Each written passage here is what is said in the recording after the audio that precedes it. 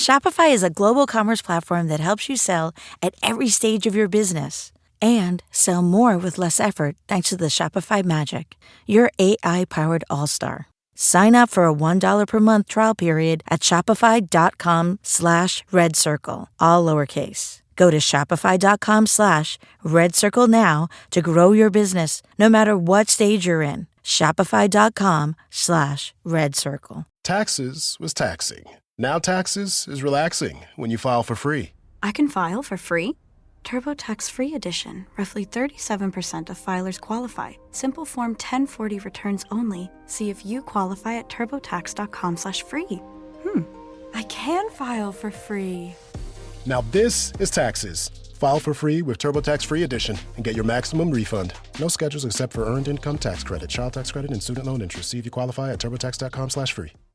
This is Jordan Grace, and you're listening to the Social Suplex Podcast Network. BWB, this is One Nation Radio. You better get it right. Rich Latta, James Boyd came to give them life. The Blackest Wrestling Podcast has come to kick all ass and drop it 6 feet if they kicking trash. Word, let me welcome y'all to something different. And if you dig it, man, you should let some friends listen. We be getting it in, this on the regular dude.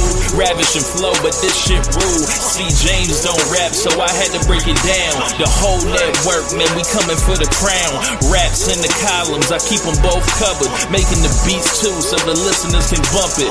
Hit us with the rating, yeah, I'm saying it's a 5. Before you hit and talk, bob your head side to side. It's One Nation Radio, and this is the beginning. It's Rich, and I'm here with James. It's time to listen to One Nation. We got to unleash the power of the pyramid.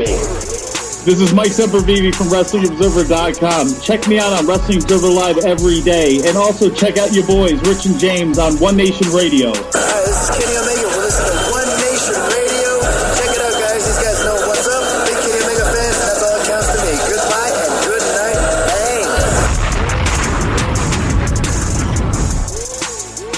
Hey, folks. Welcome to this week's edition of One Nation Radio. I'm James Boyd, and here may I have Rich Latta. What's going on, Rich Latta?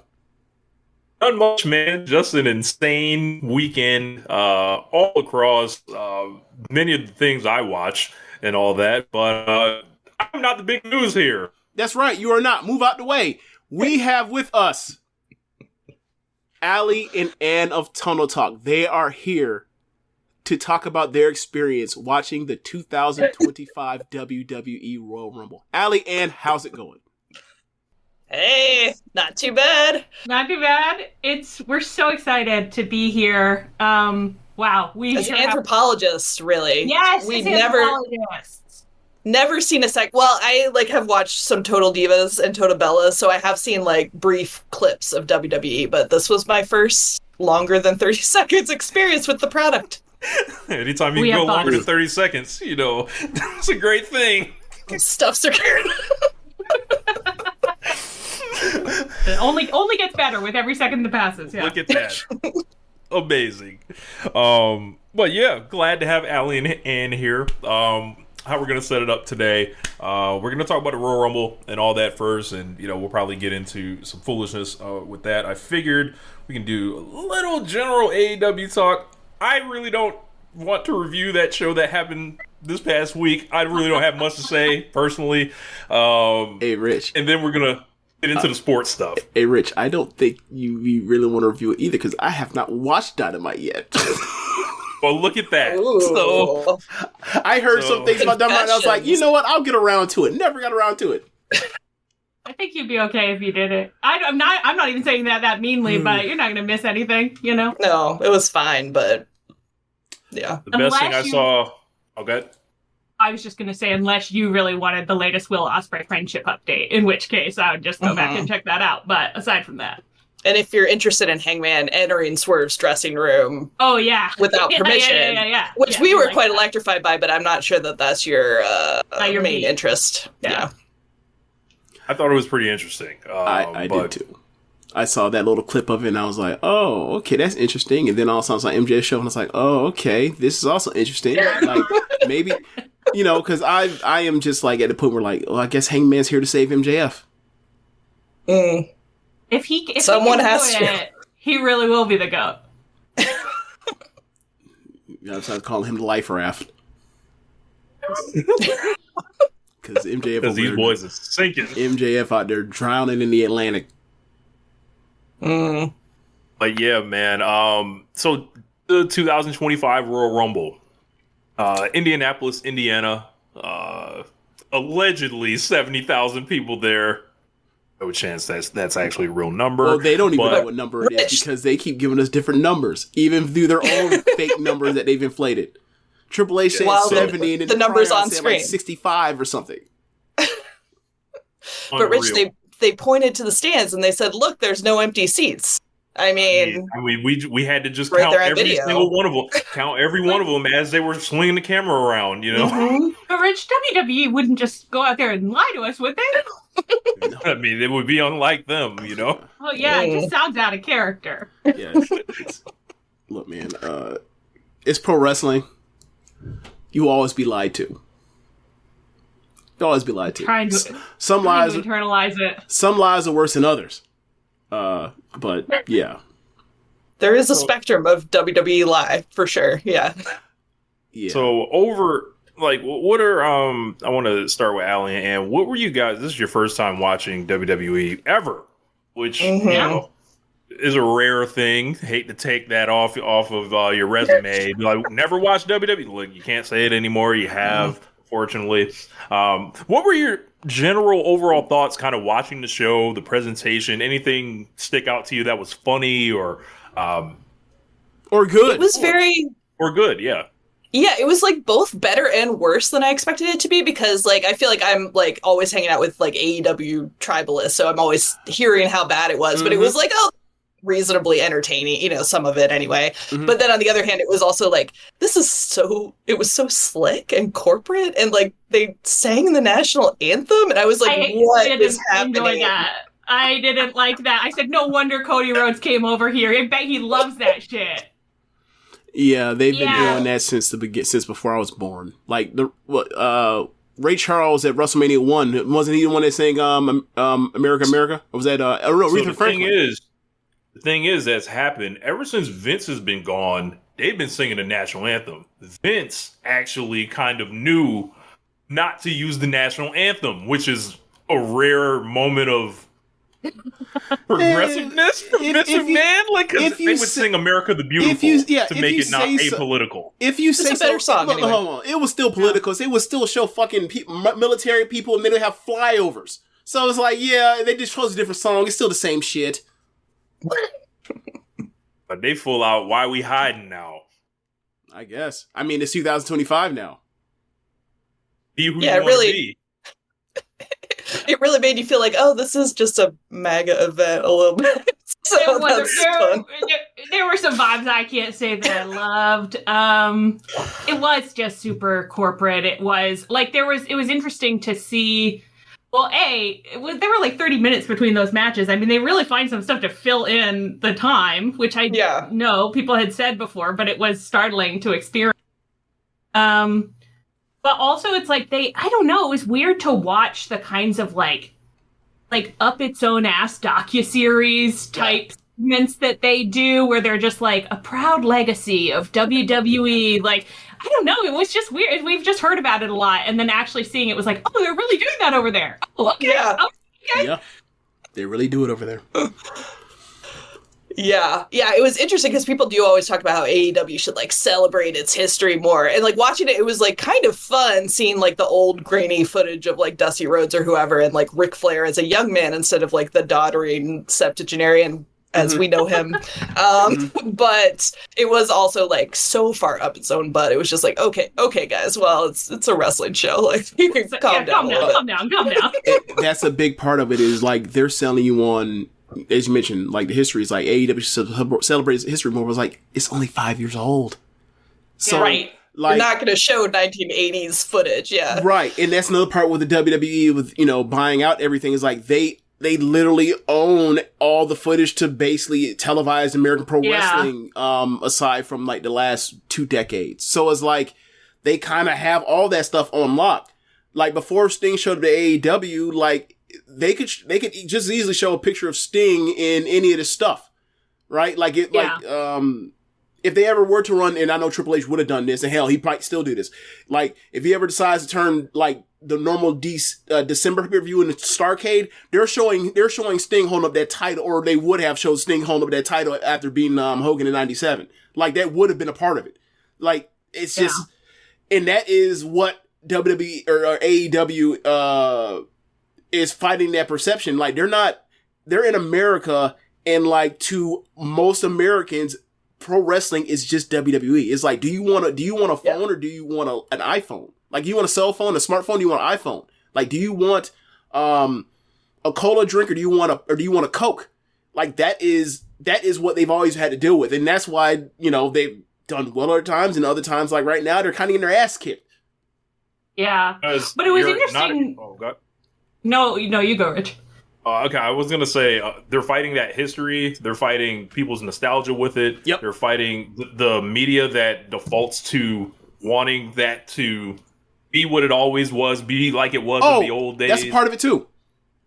Yeah, so, like, it's like just the default setting that AEW is disrupting. So, like, just the way that people have talked about AEW, it has been telling to see, like, people act like they were fence sitters, not be fence sitters anymore. Just like you can decode all this stuff, and it's really like, okay, I see what's going on. And it's a really big thing that, like, and me and Rich ever since been covering WWE on this show since 2012 is like, there were so many people, and we have been included in this as well, that have had a love-hate relationship with WWE based off of how filthy they felt like being tied to Vince McMahon. And Bad Man Gone turned this motherfucker up 70,000 people to a shit show that went 4 matches in like 4 hours or whatever it was. Like, that's what like nothing like, can be bad now. Apparently, like people standing up harder Vince than got ever. Ousted and toppled like a dictator, and motherfuckers out here A-town stomping, dancing in the street, throwing parties in the street. Like that's what this is. The last year is like the shows have been, you know, varying in degrees of good or bad. Like, it vacillated. It has been some consistent great show after great show, but they mostly get the main important things right. Like, they have a main event direction. The crowd loves the main event direction. They have heroes and stars to cheer for. And it don't matter if the wrestling's good. It don't matter if you get fuck finishes. It don't matter if the storytelling has logic gaps the size of an 18-wheel semi. It's just, you know, the AEW made some mistakes, and Vince is gone, and people have been like, all right, well, I ain't got to necessarily pretend to like fight my childhood, you know, nostalgia. I'll just go back to the thing because, like, now it's far less problematic, and like it's actually better than it was before, even though that's a very low bar to clear. It's a little, I think it's just like a little inaccessible to me, the idea of actually watching the show, because I am a bit of a natural contrarian, but it was so shiny and slick that Ann and I were watching together, and in the middle I just kept being like, I'm going all the way the other direction. Like, AEW, you should only be doing shows in junkyards. Like, people should be getting tetanus during their matches. Rich? Like, we gotta get nasty. Rich, tell him about that Mexican fan that fights in the junkyard. Is it Zones 20 something? I think. Oh man, it's Zones in a number. Somebody in the chat help us out. Zona 23. Yeah, Zona 23. That's what it is. They basically do junkyard wrestling in a Mexican junkyard with luchadors. Get that. Let's do that. Zona 19. Zona 19.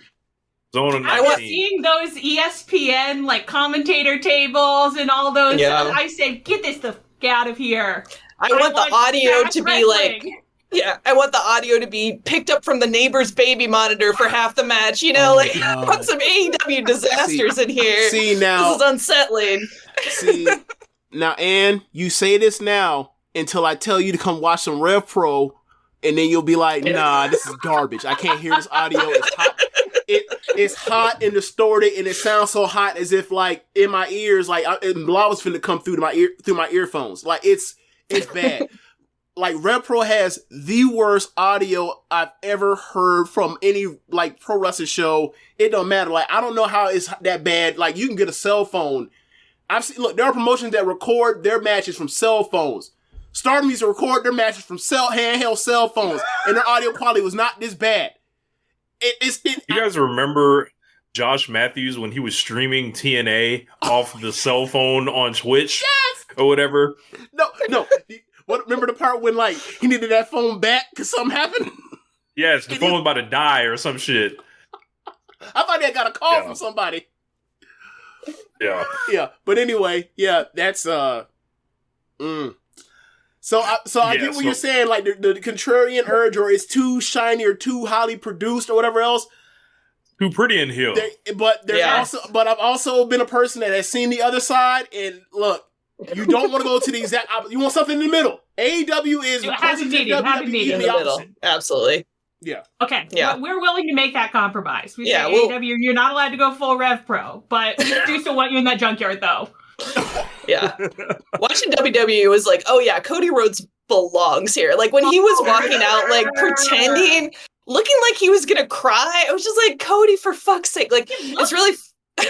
When they did the backstage segment at the beginning, where it's like you're seeing some of the big stars who are going to come out for the men's rumble later, Cody Rhodes was walking. I was like, "Are you at a funeral? What's your deal? What are you communicating to me right now?" Like, he just looked like, "This is the hardest and proudest thing I've ever done." And it's like, be at the rumble? Seems normal. Probably fine. You can lighten up. Well, he was in the middle of a grudge feud with Kevin Owens, who had just betrayed him. So I get, like, he's like tortured emotionally. The other thing, the fact that Cody Rhodes was the babyface in that match and Kevin Owens is the heel, the mind rejects it. It's wrong. The mind rejects it. Oh God, the head cannon screaming all ass. Cody Rhodes the head cannon screaming all ass. Not to us. I love it. Oh, I love the fact that you guys can see Cody Rhodes and then it all clicks, like, even further of why it did not work at the end, and AEW is like, this is a phony see-through motherfucker that belongs in this phony see-through environment. Hey, you made a grave underestimation. You said at the end, the last year. Forget it was a whole year he was just like, hey, bro, what is this? What? It is funny because in retrospect, I have almost become fond of Cody because he like wasn't a dick when he left, and because it's so funny to reminisce about all the crazy stuff. You're like, remember when Cody set himself on fire? Like, remember when Cody solved racism? You know, but then I saw him and it was immediately like, oh, I hate this guy. He sucks so bad. I was about to say, like, what would have happened if Cody tried to solve racism at WWE? If he did that promo at WWE? It gets called the promo of the year. Yeah, no one at all. No one at all rejects it. Like most of like the doesn't watch anything outside of mostly American pro wrestling, and mostly really when I say that, like, only watches WWE and like has a huge handicap, and AEW has a huge handicap, or WWE has a huge handicap in his favor. Like that year he's considered the best promo in wrestling that year for what was a promo that made me lose my mind. For like 15 minutes on a rant about how stupid that was, and it's on YouTube, and it's like one of the 5 most highly rated things on the network on the YouTube channel because I fucking eviscerated that thing. It's the thing with Cody is just like when you know him and MJF were talking about the flavors of ice cream shit. Like the thing with Cody is that like he legitimately believes that, and I think there's actually a place for flavors of wrestling, and like Cody, you know, the first year he actually was cooking on that, and then like just the part where he refused to interact with like the other stars when like, hey man, Hangman's not doing much right now, you should do something with Hangman, you should do something with Moxley, and it was like, no, I'm just basically going to do like as if like even though I've never won the title or whatever, so I'm going to act like I am John Cena via 2015 and like wrestle the whole mid card to varying degrees of success. It was like, nah man, like you can't.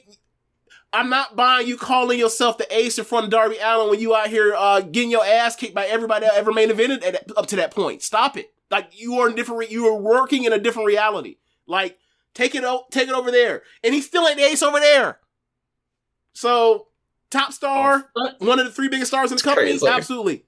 The ace, no, just Roman Reigns. He was like at AEW, it's like Cody was like a Looney Tune in the real world, and then he went back to Toontown. And he said, wow, they love me here. Toontown is really where I'm meant to be.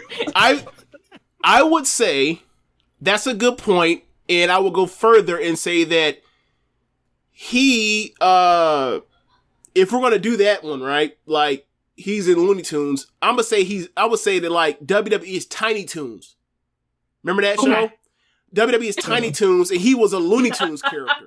Like Rich, hold on, because I got to give space Rich. Okay, back in the 90s, they, Warner Brothers had a block of after school television. I remember Tiny Toons. It was like little mini versions of what you would see on Looney Tunes. I never in a million years would have thought you would have known that. You don't know shit about anything with animation. So, okay, yes.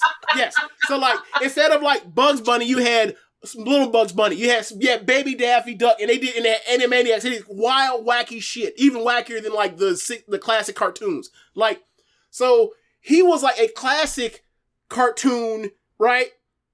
In the mold of the NWA era stuff, right? And even some of the WWE stuff he watched. But like WWE now at this point is like even wackier. So it's like, to them, he is real. To the average WWE, my God, okay, he is real. To anyone that watches they're kind of like, he's, he can fit in for a stretch or a blend or have a hot feud wherever he goes, but like the longer he stays, the more warts you see. Yeah. And so their vibe is kind of like, Cody definitely passed as a person in the real world. And it's like, well, he didn't actually at all. Right. I mean, at first he did. At first and then eventually his ass started, drowning in that water. And it was pretty shallow water he put himself into to drown. Why didn't I just drown in a puddle today, just for their entertainment? Was there any other wrestler that either stuck out to you in a good way or a bad way? It was interesting. I was very psyched to see Nikki Bella because I have watched her in the reality shows and stuff, so that was exciting. Look what you can't touch. Hit the spin. Yeah, it was interesting watching all the women, because it was like, on the one hand, like, I'd love it if in AEW, like, we got more big women's matches like this. That would be an improvement. But then also watching it was like, wow, a lot of these women are really presented as cute girls for men to look at, much more than in AEW. It was pretty striking. I was like, okay, yeah, this is why, as a child and teen, it never occurred to me to watch wrestling, because it was clear I was not supposed to be part of the audience, What did you think of the Pure, what the hell's their name, James? The Pure Fusion? Oh, yes, the Pure... What is their name? PFC. Pure Fusion Collective. Yes, the Pure Fusion Collective. So Shayna Baszler and Zoe Stark and Sonya Deville. I'm looking up some pictures to see. I don't really remember. Affectionately known as the Stud Line. Oh, they were the really muscle ladies, right? They were the masculine dressed women. Yes, I like them. Yeah, they're fun. No real memory of them. I'm finding it difficult to access them right now. Okay. I didn't like Chelsea Green. I did get the impression I wasn't supposed to like Chelsea Green, but I can't say that I enjoyed her. Yes. I did not like when I saw Alexa Bliss. That didn't please me. I hate her. I hated her so much. That was not a good Rich, move out the way. Okay, what is it that you did not like about Alexa Bliss? Go ahead. Floor is yours. How did you just come out in those pigtails and kind of doing that little skipping thing? That kind of like weird little girl. Did you? I don't know. She was being a sexy baby. I have a question. Like, it's just like, have y'all Googled her age yet? No. Please do it now. I thought it was normal. Is it not normal? Ian's gonna do it for us. 33. Okay. I mean, she's 33 years old and she's doing that. And she's been doing that. That's I didn't like crazy. it. She's been on the main roster since 2017. And also, when she got eliminated, one of the commentaries yelled, "Wow, my wife is going to be upset about that," which is just like classic men in the IWC with wives sometimes love to explain sexism to women because of what their wife has told them, or be like, "I know what women like in wrestling because I know what my wife like." Like, it's a really classic thing that IWC men like to do. So that was a real wow, and now it's officially on commentary. I love to hear it. but enough about Dave Meltzer. You know, you're right. No, speaking of Dave Meltzer, that was a part of this of the match. Like, they, word was out that like there was a contract dispute. There actually was. I believe that Meltzer said that like he didn't know whether she was gonna show up or not, and then she showed up, and then immediately on commentary goes, "Don't listen to all the things here on the internet." And I was like, "Oh, they've been doing." Like, thank you WWE for continuing to do the thing where like you feed people information and to then like treat them as if they've spread misinformation. You've been doing that since I've been alive. Thank you. Yeah. Someone had a sign that said Meltzer fears facts, like in one of the by doing that, like, what they do is they radicalize and delegitimize at the same time their audience to like wrestling reporting and like kind of it builds resentment, so to say. Right. It's a way to easily point the finger and say, "Hey, see, you can't listen to this guy." But these Meltzer says that Meltzer says this, therefore it's a lie, and it's like, okay, so how many times does he have the WrestleMania directions for the main events like before the Royal Rumble? How come you guys never talk about that part when he gets those? It's been a decade when he's gotten them right every single time. Oh, don't get me wrong. For one, look, there's been stuff from the Joshi side that when me and Rich have peeked and been like, nah, that ain't true at all. That he's getting fed bullshit. But it's like, it wasn't like he made this up out of thin air. It was given to him. Yeah, I for one was very happy to see Alexa Bliss return to WWE. Thank God she did not, decide to move over. Oh God! To AEW. Which it hadn't even occurred to me.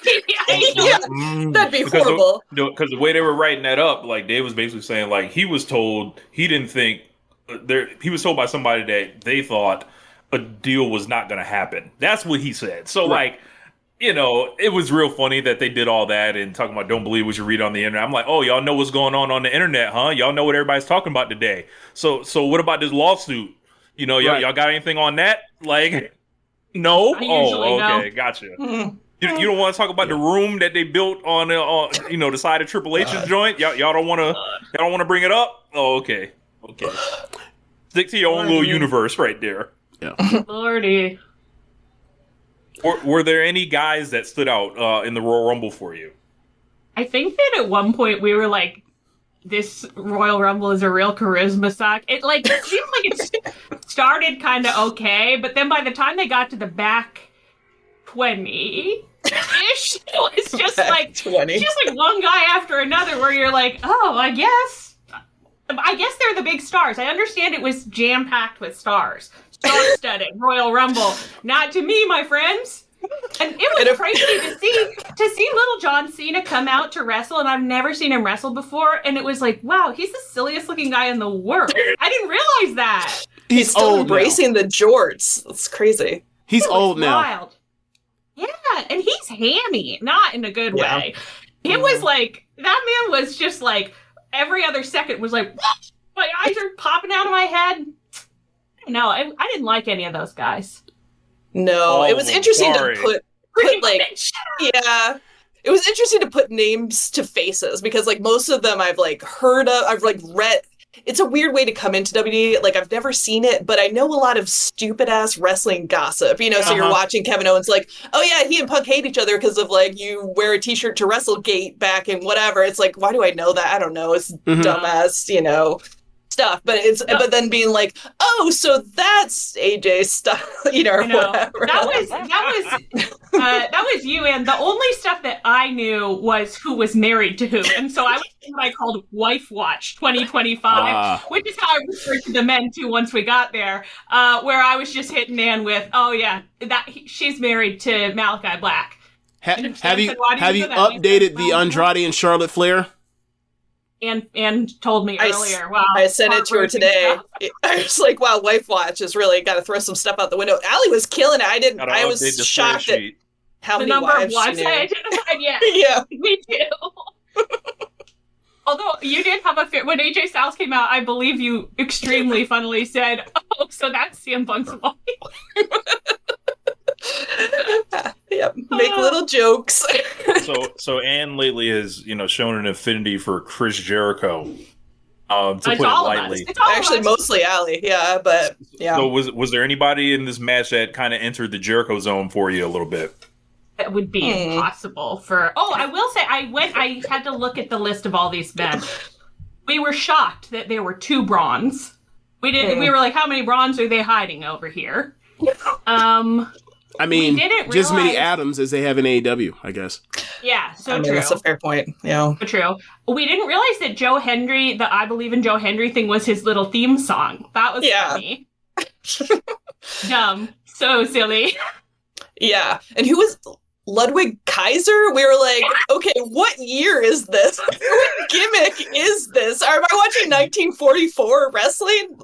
Crazy. That was totally wild. Yo, so the funny thing about that, they were doing something in the ring, and then all of a sudden it was his entrance, and then they cut the camera to him, and he's walking out backwards. I'm like, what the fuck is this? Because like I didn't know that was his entrance or whatever, and he has the hands like tied up backwards or whatever. Well, I'm that's like, the Imperium thing, or yes, salute. Or I whatever. was screaming the way it went down. Yeah, it's there's okay. There has never been, and you guys know this, because I'm sure you guys have watched Kenny Omega matches in New Japan and all that kind of stuff, or Young Bucks match in New Japan. Like, American pro wrestling is a fucking production disaster, always. It's never as good as, like, they have 5 million cameras just ready to cut to the wrong fucking angle at all times. So, like, something like the Rumble is always tough to try to figure out because, like, they're trying to track, because one, wrestling in WWE, what's happening in the ring is not important. It's not. Or it's secondary That was clear, yeah. It's secondary to the entrances and the pots for the entrances, and then when someone gets in, how they hit their their comeback before it's time for the next person to, or whatever interaction they have when they first get into the ring until it's time for the next, for buzz to go off next in 90 seconds or whatever it is. So, like, it's always them missing stuff at the Rumble. For example, when Edge came back in 2020, right? It's Edge's first match back since WrestleMania in 2010. Because he had to go away because he had bad neck. 11. Oh, 11. That's right. All you have to do is lay out. Like, you saw the first episode of Collision Rampage. CM Punk, United Center. They put the cameras on there. They show the fans. They cut back. Commentary don't say shit. They just live in the moment. Watch the guy cry. Watch CM Punk cry. Watch, all that kind of stuff. And just deal with the emotion. Then after a certain amount of time, it's time for him to talk. Edge comes out. They cut to Dolph Ziggler. I don't even know who does it. They cut to a wrestler in the ring. Then they cut back. He's his brother, yeah. Yes, we know. Nick Nemeth. Yeah, Nick Nemeth, the star of the team. Right. That is the kind of things is like they and to be fair and to be funny about it is like ever since they fired Kevin Dunn, the longtime producer of WWE television, their production as far as their camera direction has actually gotten better.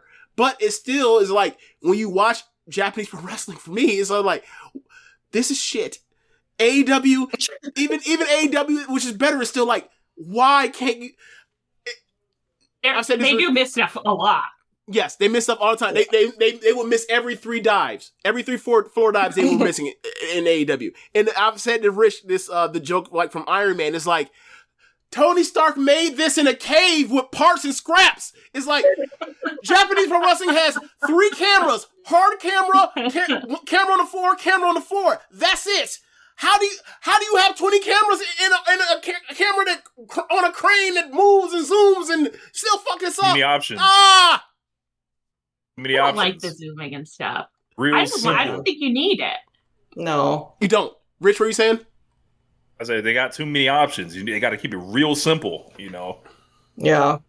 And while we're talking entrances, those entrances, they were so long. It was crazy. I was scandalized. I'm always making fun of Adam Cole for having like the world's longest entrance, but I didn't realize that was his culture. I didn't know I was being disrespectful to his culture. Not even close to the longest entrance. If you look, wait till you see main event Roman Reigns at WrestleMania.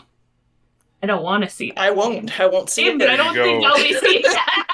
You can start to Yo, I like between Roman Reigns and Undertaker, I used to like drop the I would do the timer deal and I would like crop it and send it out on Twitter, and then various people would get angry or whatever. But I'm like, yo, this is a lot of time wasted. Like there was one part in the men's Rumble. It was during the entrances of like between John Cena and CM Punk and then Roman Reigns. They were literally just doing entrances and stopping all the action just for it to happen. I was like, all right, man, hit somebody, man. I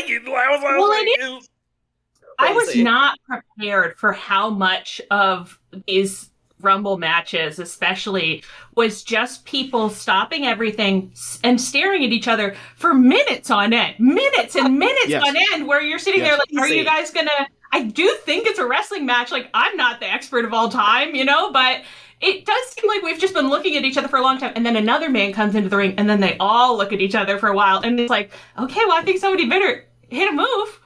Yeah, like what I would usually say, but let's get it going here. Like in AEW, they'll stare at each other, but like for like 4 seconds, not for like 2 full minutes. No. They stare for what feels like 4 seconds, but in reality, it's like 3. And in WWE, what feels like it'll feel like it's 5, but it's really 10. It's the time that like. It's like this is designed for people who are folding their laundry. Like, they don't want you to miss anything, and you won't. Don't feel like you have to look at the television. If you do not watch WWE on a regular basis or fall out of track watching it, and you go back to watching and you watch other wrestling, and you go back to watching the pacing of WWE, you'll be like, oh my God. I've done it. Like, every pay-per-view, I've always complained about the speed of matches.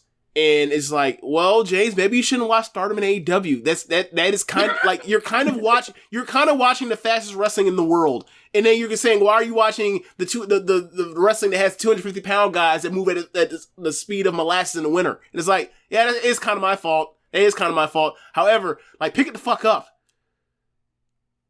It was almost unbearable. Yeah, go ahead. Yeah, I want to take it back to the women's Rumble. So like, let's kind of. I would probably say that's the tag team match, but no. Look, they at least connected in the women's Royal Rumble with the crowd. Cool. Put it on mute. You want to watch them back? I will watch nothing on mute. Okay, then. I like your non-answer. You know what the answer really is. So, what were you saying, Rich?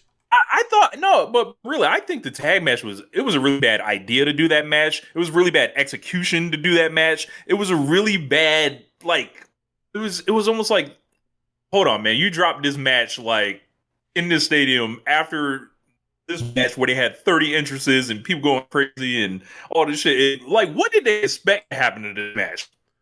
They wanted the, actually, are you asking me or are you asking them? I think it's funny if you ask them. You. Probably not us. I was just going to say that as someone who does actually have ADHD, I was like, it is really difficult that they started with an ADHD match and then did matches that are like, that they maybe actually expect you to watch. I was like, well, I really can't. You trained me now that every, minute or so a new person is going to come out. So I can't watch this. Also, the tag match also reminded me, you were asking what guys we liked, and it's like Sami Zayn, which I forgot to say, and Motor City Machine Guns, which I really like. Chris, we already knew we liked those guys, but we could take both of them, all 3 of them, to AEW. Everybody else can. It's one man. We know that. It's one man.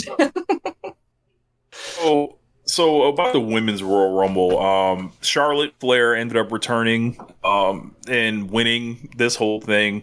Did you guys have any stories in the women's Rumble that kind of stood out to you? I don't know that we followed stories particularly. We understood this is slightly a trick question. Oh, were there not any? Because I didn't see any. But there were none that were dynamic. Yeah, I know that someone, Chelsea Green, has an enforcer who came out. Yes, to enforce for her. That's the story that I know. What did they call her? Her it was her secret service director. That was wild. I was like, oh. Okay. That's all I got. She's the United States champion, so it's almost like she's the president, but she's Oh. Canadian. So, Sure. so in my eyes, like they had two ideas for this match. So they filled the ring up so much in this thing, and I was just sitting there, just like, are they afraid to eliminate people because like people will boo? Like, what's the deal here? And then as Well, you know, the I'm match. never in a position to say there's too many women. Like, why are there so many women? But it really was like there have been no eliminations, and this ring is so full. It was crazy. All right, Sorry it was to like, interrupt. all right, no, you're good. It was like, hold on, man, like nobody's like gonna throw nobody out, but then the stud line like essentially started holding court a little bit. I was like, okay, there's there's something that's going on here, but then Nia Jax comes out, and then I'm like, oh, they want to fill the ring with all the people you love.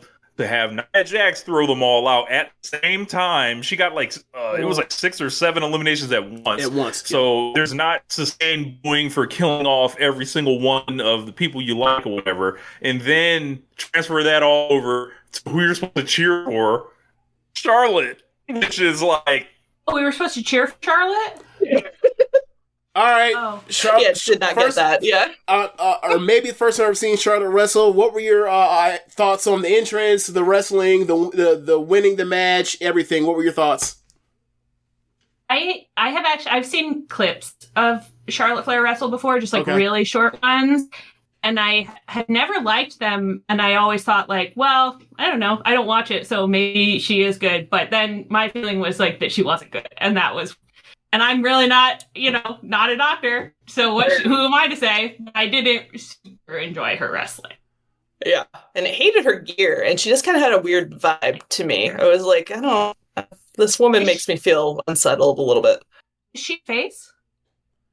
Right now she is. The problem is every time she ever turns babyface, the crowd eventually reacts in a way that eventually forces her to be a bad guy again. And she's a good bad guy.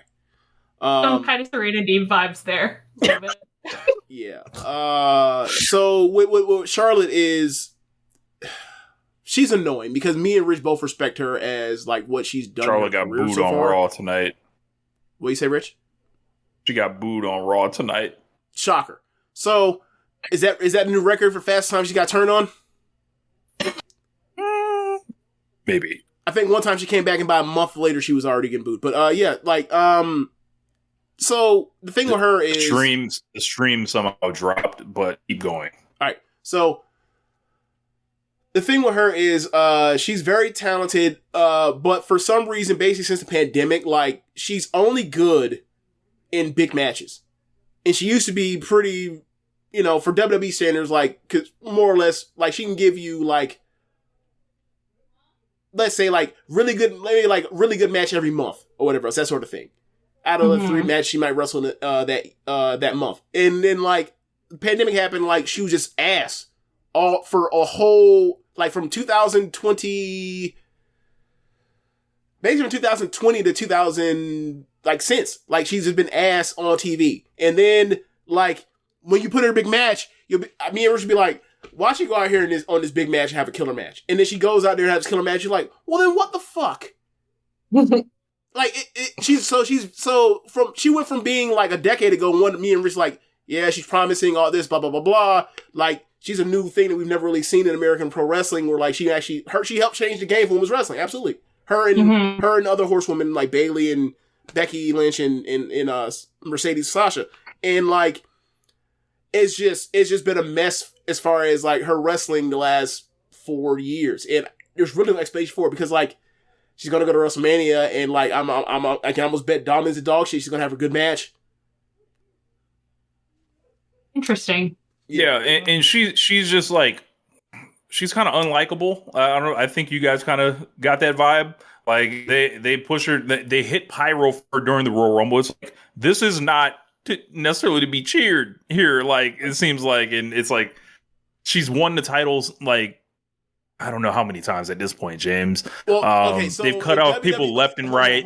The historiology of WWE, right? Ric Flair won the title, has been a world champion like 20-something times, right? So for WWE, they just made the number 16. Why 16? Who the fuck knows? They came out of a room and said one day Ric Flair we only gonna recognize him as a 16-time world champion. So ever since then, he's the record holder at 16 as opposed to really is 20. And John Cena, Triple H, and Randy Orton have basically the last decade tried to more or less chase that and have all come up short. And when Charlotte came in, the whole entire thing was, what's her gimmick? Oh, we're going to have her break Ric Flair's world title record on the women's side. So, like, they have made her champion, like, I don't know. How many times should she have not been champion when they made her champion? Out of the, like, dozen times she's been champion? Maybe like 9, maybe 3 times it really mattered. She might have 2 or 3 actual title reigns that matter. Right. So, she's back after she ripped up her knee, and that's why she had the big knee brace on. And we'll see where this goes, but obviously, like, they've had this agenda for over a decade at this point, where it's like, we're going to get her to this number we made up for Ric Flair, we're going to get her to that and surpass it, and then we'll sell some merchandise when it's like, well, she's never sold merchandise. Who gives a fuck? I'm so flabbergasted. I can't stop trying to figure out this, like, the number they made up for Ric Flair. Like, why? But why? We don't know. Vince McMahon, he came out of the massage parlor and said that 16. He busted that nut, came out and said 16. I don't know. It's a real lawless world over there, huh? They're training you. They say, don't believe your eyes. Don't believe your own eyes and ears. And I think another thing with Charlotte is, like, her contemporaries. They all came off as more likable, more relatable, more kind of, like, the people saw themselves in them. And then it's like, how do you really see yourself in Charlotte? She's like an android almost. She's like a robot, you know, like. She had a very robotic quality, yeah. And actually, when you put it that way, I'm like, okay, well, maybe she could grow on me as that character of robot. Because, like, you know, she was directly juxtapositioned against Mercedes Moné, who you know now, and it was like those two, and then later it became her and Becky that were, you know, against each other, and you can't get much more different. You know, all the way, the wrestling, the talking, the way they dress, you know, anything. Yeah. Charlotte also has this thing where, like, it annoys the fuck out of me. I call it the Seth McMahon, like, strategy. Like, the average American woman in U.S. pro wrestling is like around 5'4".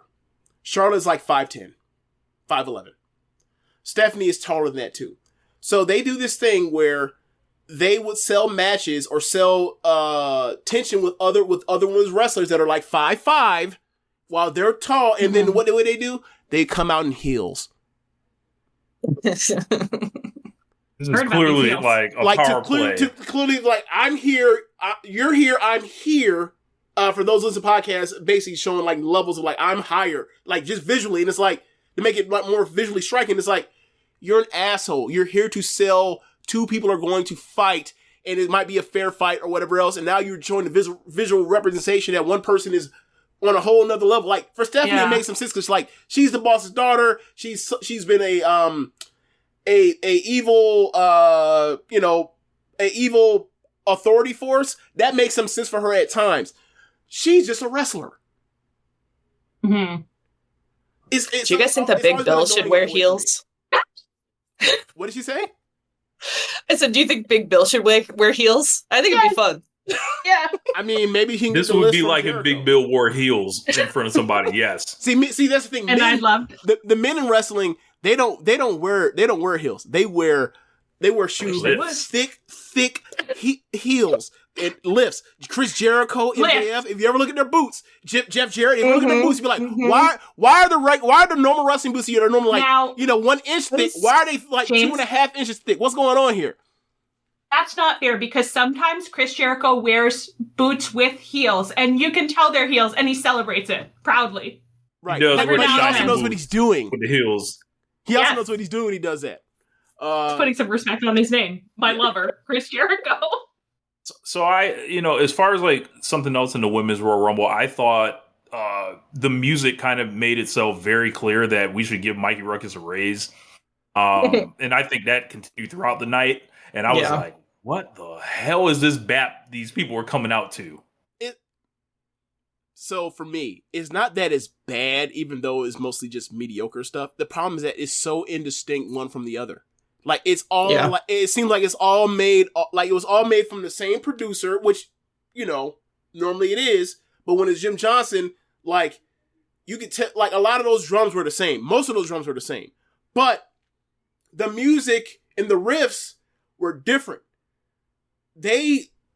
Now it's just like everything is like generic guitar riff number 35 for you, generic guitar riff 49 for you, and it will play like the bite or stab or whatever else. Be like, oh, this is what your catchphrase or a sound that people will know is you, and that's the thing that's distinct.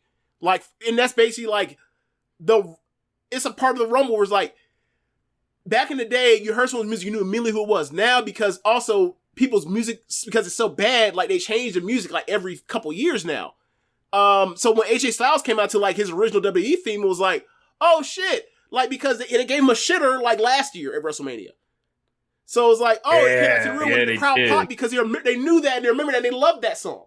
So it's like, oh, but you constantly see like the crowd is like kind of at a hush. While after the buzzer goes off, they're like, we don't know which generic guitar track this belongs to, and then it's like they're waiting for the Titan trying to say the name, and then they'll pop, then they'll cheer or whatever based off of whether or not they actually care about the person. I heard the American Alpha theme far too many times. If I had to hear that dun, dun, dun, dun, dun, dun, one more time, I was gonna flip the desk over and be like, I'm done. And the entrances are so long, you hear them for a long time. Yes. You really get into that music. Yes. And this is why Rich would, he rates, like, he's ranked, like, the historical, like, Royal Rumbles. I'm like, why would you do that? Like, even the ones, outside the ones that are, like, the best ones of all time, Royal Rumbles and Battle Royals in general, they stink. And, like, can we talk about the confirmation we got? We ain't got to say no names, but can we talk about the confirmation? Sure. Yeah. So for years I've been like, man, this isn't really wrestling. It's just guys laying around, hanging on the ropes, waiting for their time to get in the middle of the ring, whoever they need to throw out or interact with to get to further the storyline. And then they either throw them out or they fail or they get thrown out, they get pissed. And that's the further. And that's fine. It's a plot device. Royal Rumble has always been a plot device. And that's fine. For other stuff besides just whoever wins goes to WrestleMania. That's fine. But I've always had this sneaking suspicion that, like, the wrestlers don't want to do this shit either because, like, it's a danger because, like, guys gonna be running around, they're not gonna be paying attention to their surroundings. They might roll up on your ankle or whatever else. And most of it is they're out there, they're not really wrestling, so they're just wasting their time. So they get cold, so their adrenaline goes down. So, like, they're getting stomped on in the corner or hanging on the ropes, and, like, it doesn't feel like they're like a real match. So, like, they hate it. So I've heard people say that before, and I was like, yeah, man, they gotta hate this shit. So Rich talked to one of his wrestling friends and was like, yeah, man, we fucking hate that shit. This sucks. Unless we're in like the final 2 or 3, we don't give a fuck about these matches. And I was like, I fucking knew it. Thank you for verifying this for me. I just had to know because I've always hated the Rumble outside of who's going to WrestleMania, who story's going to devolve or evolve based off of, what the results of it, the fallout. Outside, the matches in wrestling mostly crummy outside you get to like the final 2 or 3 people because they can actually then have a real wrestling match at the end. So, thank you, Rich's friend. I appreciate that. We all know who Rich's friend is. I do understand that when you say like they get cold, you mean like athletically, like their muscles and stuff. But now I am just gonna imagine them all like shivering in the ring, like, oh, it's so cold here. Like, I wish they let us go backstage again. No adrenaline. Well, you know what? There is something to that because, like, they're half naked. Yes. And a lot of times they're out there half naked and they're wearing the grease. Like, I imagine it does in all these arenas. Do you feel like, are there more singlets at WWE than at AEW? Great question. There's a lot of singlets. I think so. And we didn't like them. No? No, we didn't like them. Okay, so we got to start showing. Okay, so you know this person because like he's one of Kenny Omega's favorite wrestlers and influences. Kurt Angle. So yeah. So like we saw him in the crowd. I was like, oh, there's Kurt Angle. Yes. I didn't know what he looked like. He's gotten cuter as he aged. Yes, I remember him. Okay, so Hadn't considered that, You James. wanted? I don't understand, James. You hadn't considered that, James? Not how you identify him to yourself. Considered that Kurt Angle got cuter as he aged. No, I've never considered Kurt Angle's cuteness, especially when he was out here, doing those storylines with Booker T. No, I never really. No, You haven't seen those. We just saw one picture of him when he was young and one picture of him in the crowd now. So that's all we know. Justice for Shawn Mill. Anyway, so a lot of wrestlers like that we grew up on, like wrestlers like that have like the amateur wrestling background. They wore the singlet to evoke that or whatever else. One of the things, like, you've heard us talk about dumb jock wrestlers. Mm-hmm.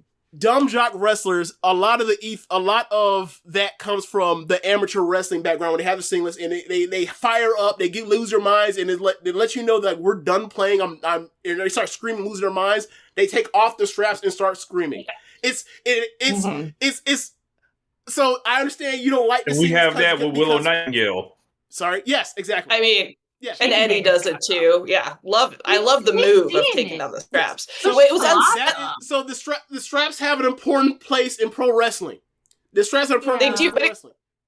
It was unsettling though to see big steroid muscle boys in a singlet, because I was like, those are for boys with body image issues. That they just take the straps down a little bit. Like, I don't understand what's happening here.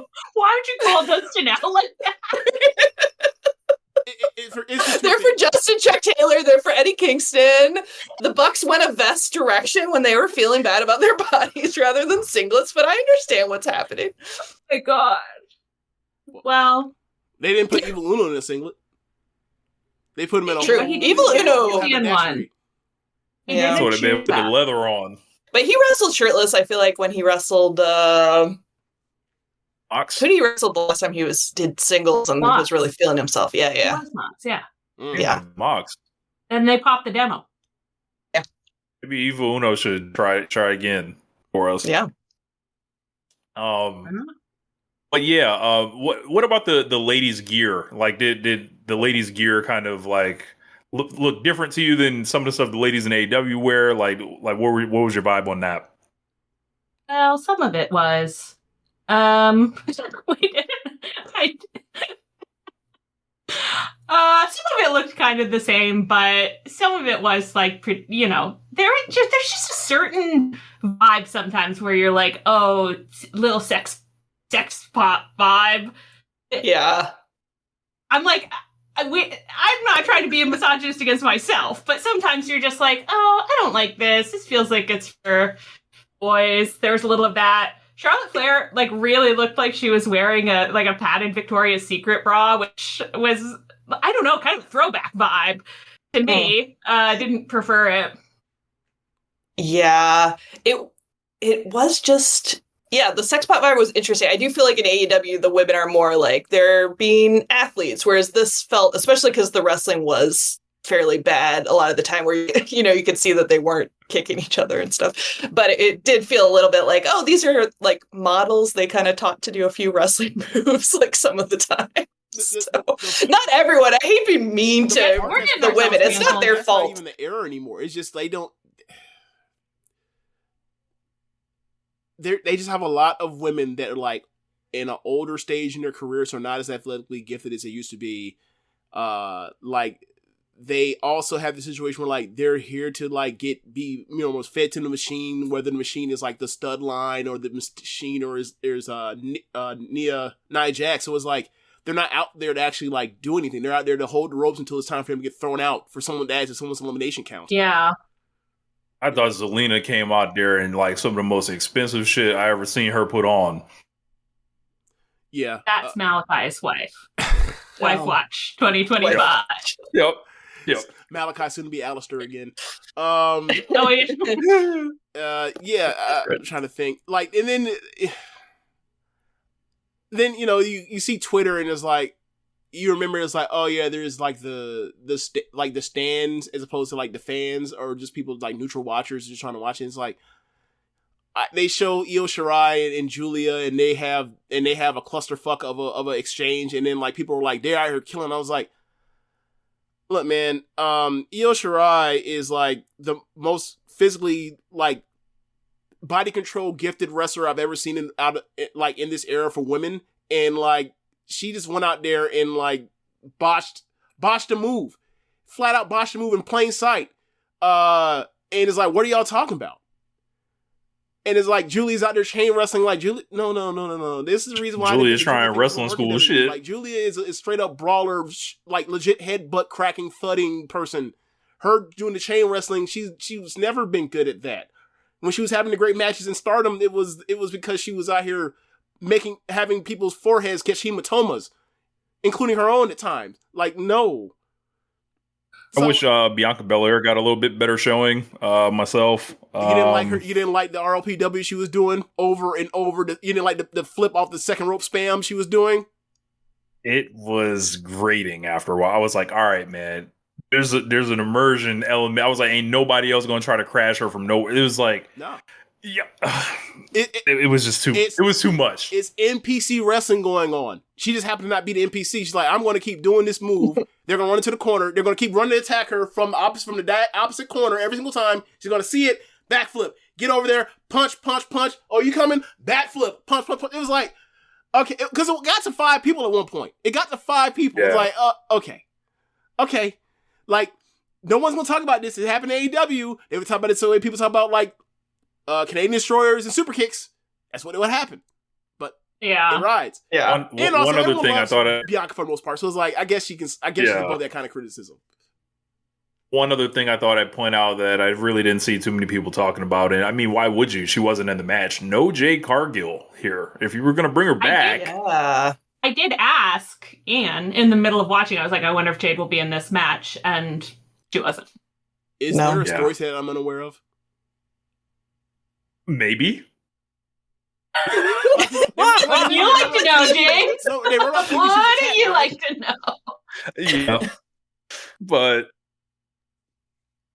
look, there's something going on. That's all. Like I could really, so, like there's like the smoke alarms are going off for me right now. But yeah, also, I mean, Charlotte wins. No Becky Lynch in this thing. I mean, if Becky was coming back, or excuse me, Charlotte was winning, of course Becky wasn't coming back. They hate each other by the way. So you're not coming back if Charlotte's winning. She'll re-debut and then win the Elimination Chamber or whatever the fuck she's gonna do. So, like, that's. She's married. Look, there's a lot more politicking in WWE than people realize. Wife watch. You're right.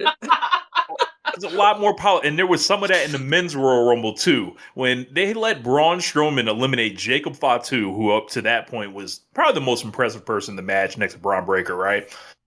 This guy, Jacob Fatu, the previous weekend destroyed Braun Strowman just in a way. It was just like, oh, this is to establish a new era, kill the old monster. I was like, oh, there's a reason why Braun Strowman was so generous and giving. He was eliminating that man in the Royal Rumble the next week. So, like, this stuff goes on here. Well, I think that's going to be... don't you think it's going to be a program? A program I don't want to see, but don't you think it's going to be a program?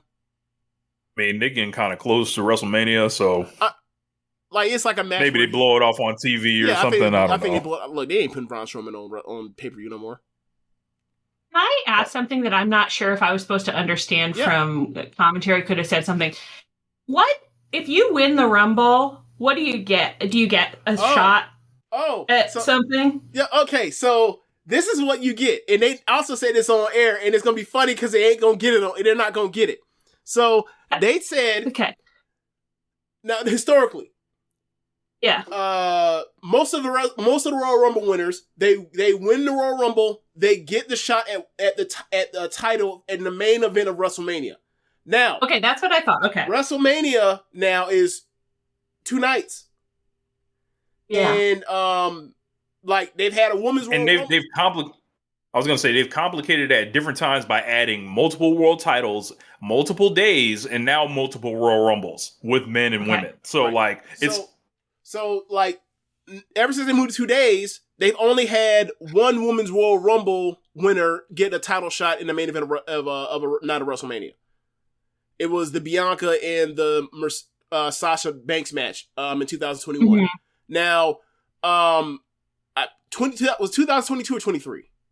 2019 Becky won also. She got the main event. That's right. So two times. Since they've had the Women's Rumble since 2018. Now, 2023, I believe, right? Was that when it was Rhea in Charlotte? Yes. So, yeah. That match was supposed to be in the main event, and it was promised to Charlotte. And then Sami Zayn was like the hottest wrestler in the industry at the time. So they moved his match with Kevin Owens versus the Usos because it was absolutely the biggest thing they should have done that night. And what Charlotte did was be pissed and then proceed to take more time than she was allowed to, or she was supposed to have. Like, they gave her a time cue. All the rest get time cues, right? She went well over her time cue to make sure her match shat on their match. And rightfully so, that match was great. But it was like, oh, okay. She was pissed.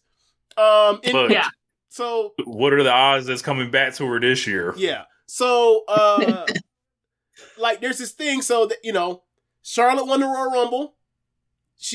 People presume she's going to wrestle a woman named Tiffany Stratton. Tiffany Stratton is she owns the color pink, according to Jim Valley. She's like a Barbie sex pot type, right? But she's young. She is a former gymnast. She's flippy. I think you would like her, but she still has clear, obvious, like, holes in her game, and it involves, like, anything that doesn't involve flipping.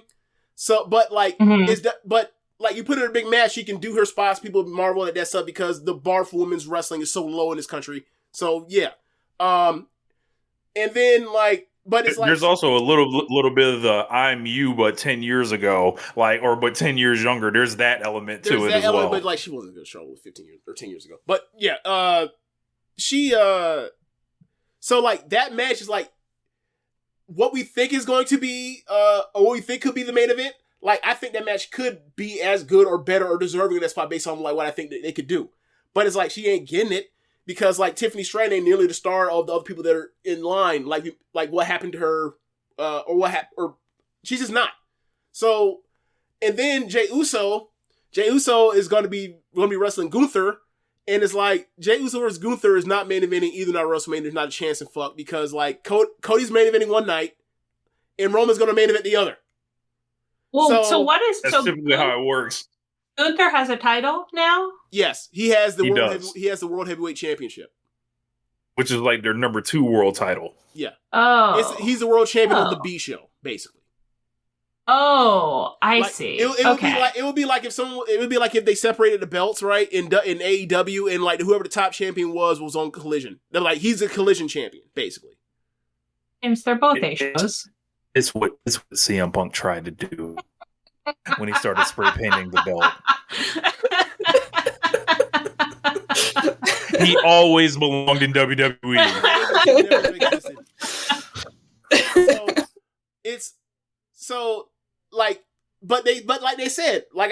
They said on air that Jey Uso, main event Jey Uso is now the main event. Is like, no, he not. He ain't main event. Not neither one of these shows.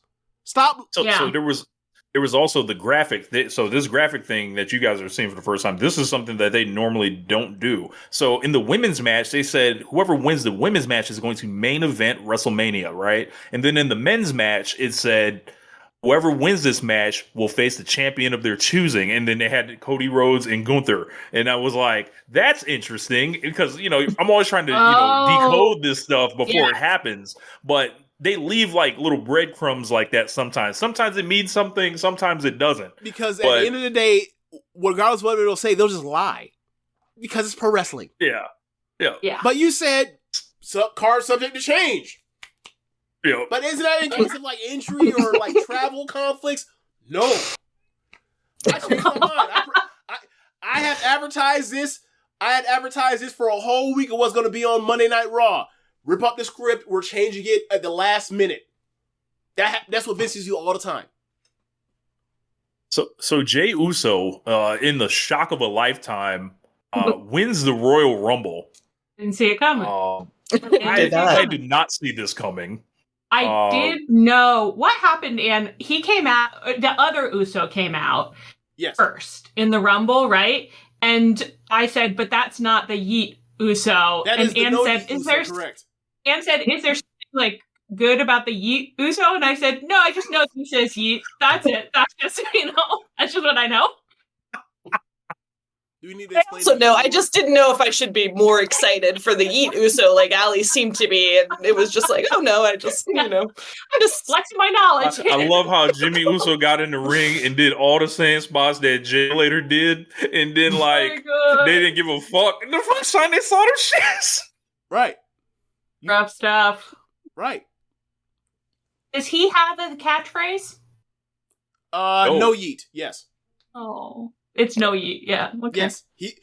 Does he do a little movement to go with the no yeet? I thought he tried a catchphrase in the middle. I thought he did like a ooh kind of, and I couldn't tell if it was supposed to be a catchphrase or if he was just like emoting really hard. He was probably emoting like some of the Samoan wrestlers. They emote in a way that's like I think is distinct to their culture. So I'm not gonna like clown it or make it or whatever else. But like, good for them. so for example, Roman Reigns, he like before he like his basically like call before he does his spear, his finish is like he yells like "ooh ah" and the crowd loves it. So like, yeah. Okay, yeah. So like I'm Jimmy, and also they used to do the haka like when they were young, when they first a decade ago, when they were babyface, they used to do the haka as an entrance. So like some of that stuff is thrown in the different iterations of their career and whatever their character is at the time and the direction they're going. So like, yeah, with Jimmy, I'm assuming that's what it was. It was just it wasn't like he was just randomly doing it. It was something he's probably been doing for months now, and I just haven't paid attention because I don't watch WWE like this for pay-per-view, so I'd be like, why does pay-per-view stink? Do you think it's hard for Jimmy and Jay that people love you so much? Their relationship as brothers? I don't think so because like they're really close. They know how the business works, and like he's probably happy for his brother because like bro, he should not fucking be here. Like that. Let's keep it stacked. This nigga got. No. Before we move on to that, I'm going to say that he don't give a fuck because he's the one that's married to Naomi. There is. Oh. And if you're imagining them just hanging out, if you were married to Naomi, you'd be like, "Fuck, you had a WrestleMania main event. I got a WrestleMania main event in 7 days." Oh my god.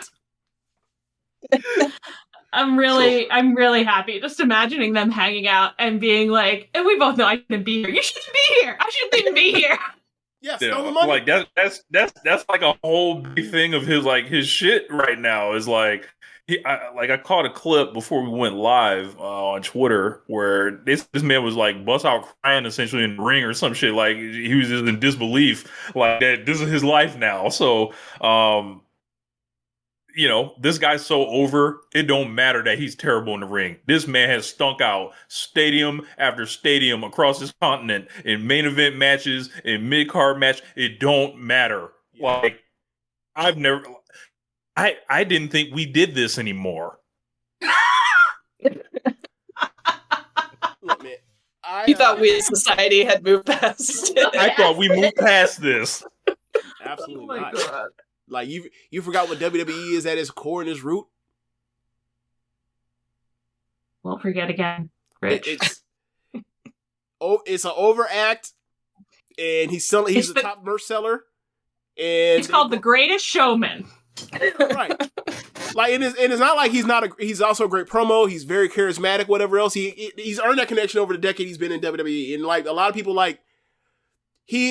okay, so you understand why you get why like people love Jeff Hardy, even though you saw him older and it was like he's past his prime. But like it was a guy where like they grew up watching this guy and then he became a main event player. He's not nearly the wrestler Jeff Hardy was as a wrestler, and like that's saying something because I think Jeff Hardy's overrated as a wrestler.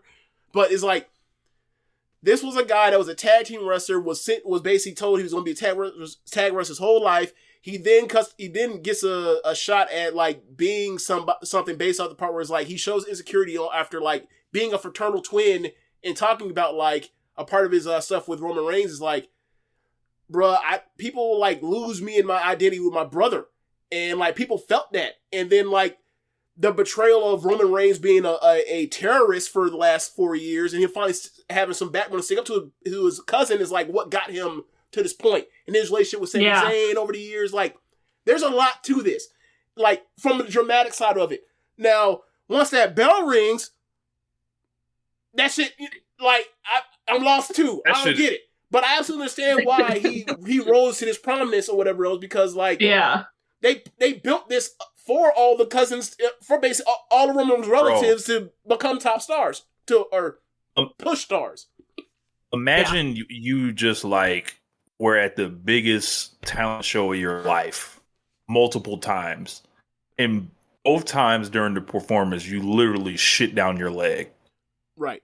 And you and are, it don't matter. But they still love me. And they still love you. And pretty good imagine. And not only do you shit down your leg, it's super jarring to everyone that's watching because you're part of one of the like better like talent 2-person talent show acts ever. Or of this era. So it's like you know how to do this when you're with your brother really at a high level, but once you are by yourself, both of you appear to not know what the fuck you're doing. It's really weird. That's because the unthinkable had happened to him, as Hangman once said. He had been separated from his brother. A brother is a brother with nothing. This would never happen to Matt and Nick. Hell, ever. It would never happen to Jeff Hardy. They know what happened to Matt their brothers have to one another. Okay, you know what? Look, you are right, and that's saying something because I think Matt as a single wrestler has never been it ever. But yeah, you're right. That's true. Right. But that man never ain't got no yeet versus no yeet on his schedule. Christian and Edge. Like, so you're kind of saying that he's the like Max Caster at the height of the Acclaim's popularity is where we are. Road dog. He's like the road dog, bro. Like it's like yeah. Okay. Yeah. It's like there's no Anthony Bowens. They're both casters. Mm. Yeah. That's a scary imagine. That's a little too much Max Caster. I think one's all the world can handle, probably. Yeah, for sure. But but together they're way better than the Scissors guys who whack Blake on their the Acclaim. Historically, they're way better than the Acclaim ever were as a tag team. And then all of a sudden it's like, well, wait, now you're splitting them up, and like they're relatively in the same level of talent, but you're both casters. There's no neither one of y'all are Bowens. What? It's so weird. It's so weird. It's just you shouldn't separate tag teams. It's not right. It's not the way the world should work. You've got to respect the bonds of the tag team. Yeah, absolute shocking win. Absolute we shocking cry win. Every week. They had CM Punk in this match, who never got a stare down with John Cena. What do you guys think of CM Punk's hair now? It's kind of funny to me. He looks really old these days. Yeah, he's always looked really old. Yeah, but it's like he aged 10 years since the time he left us. He looks haggard. Sorry. It's this weird thing with CM Punk. Like, you see him somewhere, and then, like, he leaves, and then you see him again. Next time you see him, like, he looks so much healthier.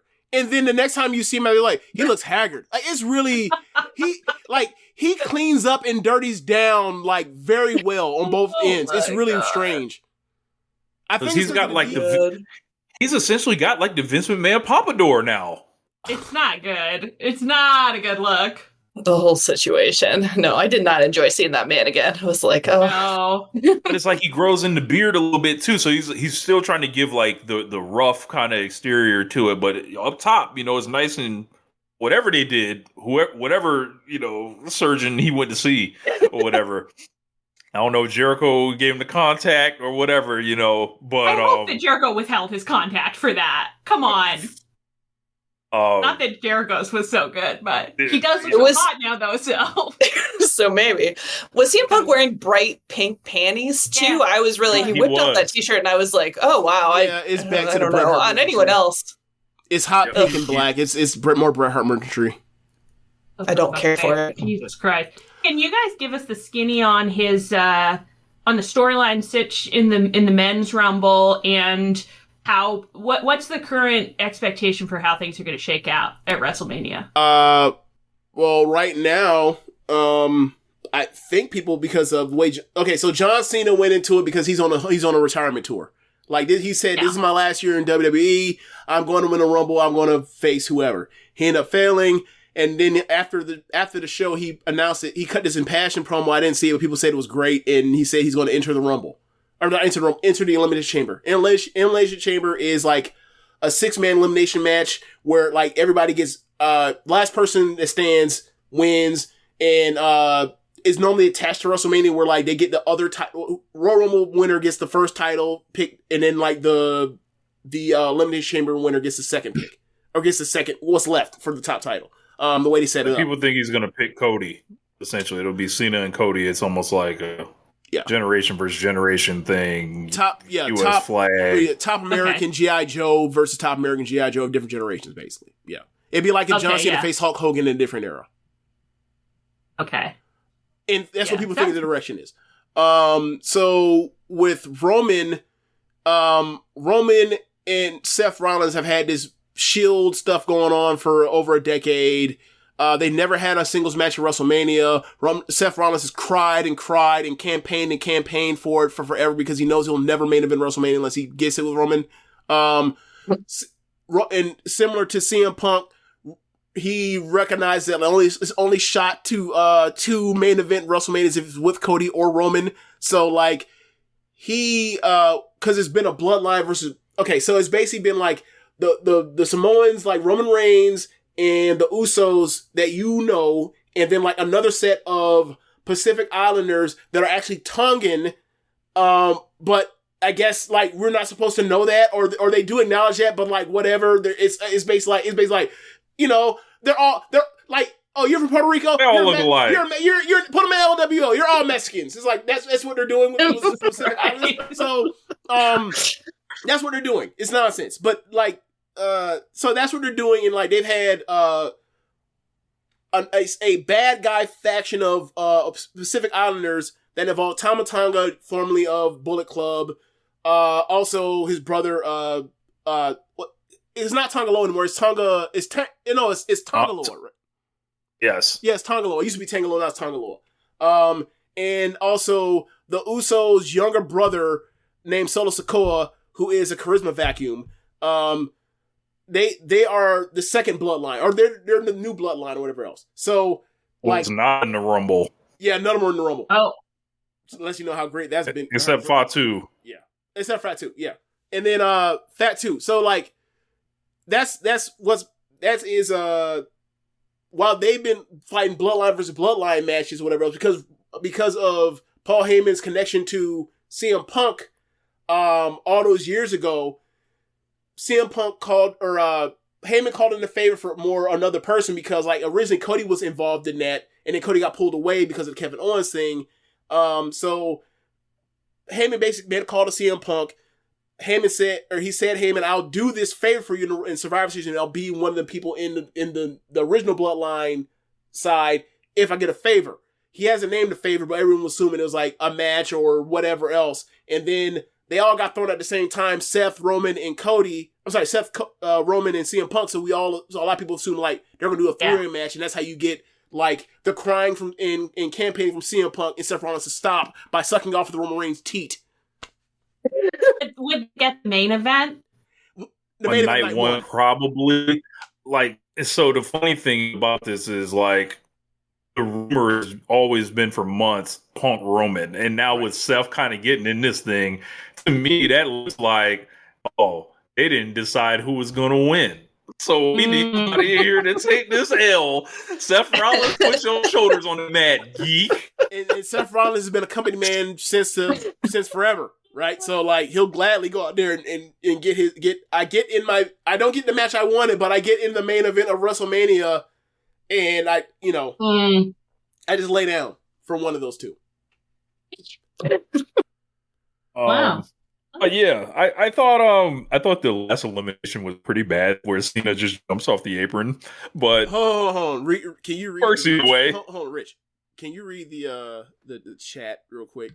The chat's yes. Every hotel has the Seth Rollins chair. Nice. That's an incredible line, Brewhaven. Oh my god. There was a long LA Knight versus Jey Uso part in the middle of this thing, and yes. That was so funny.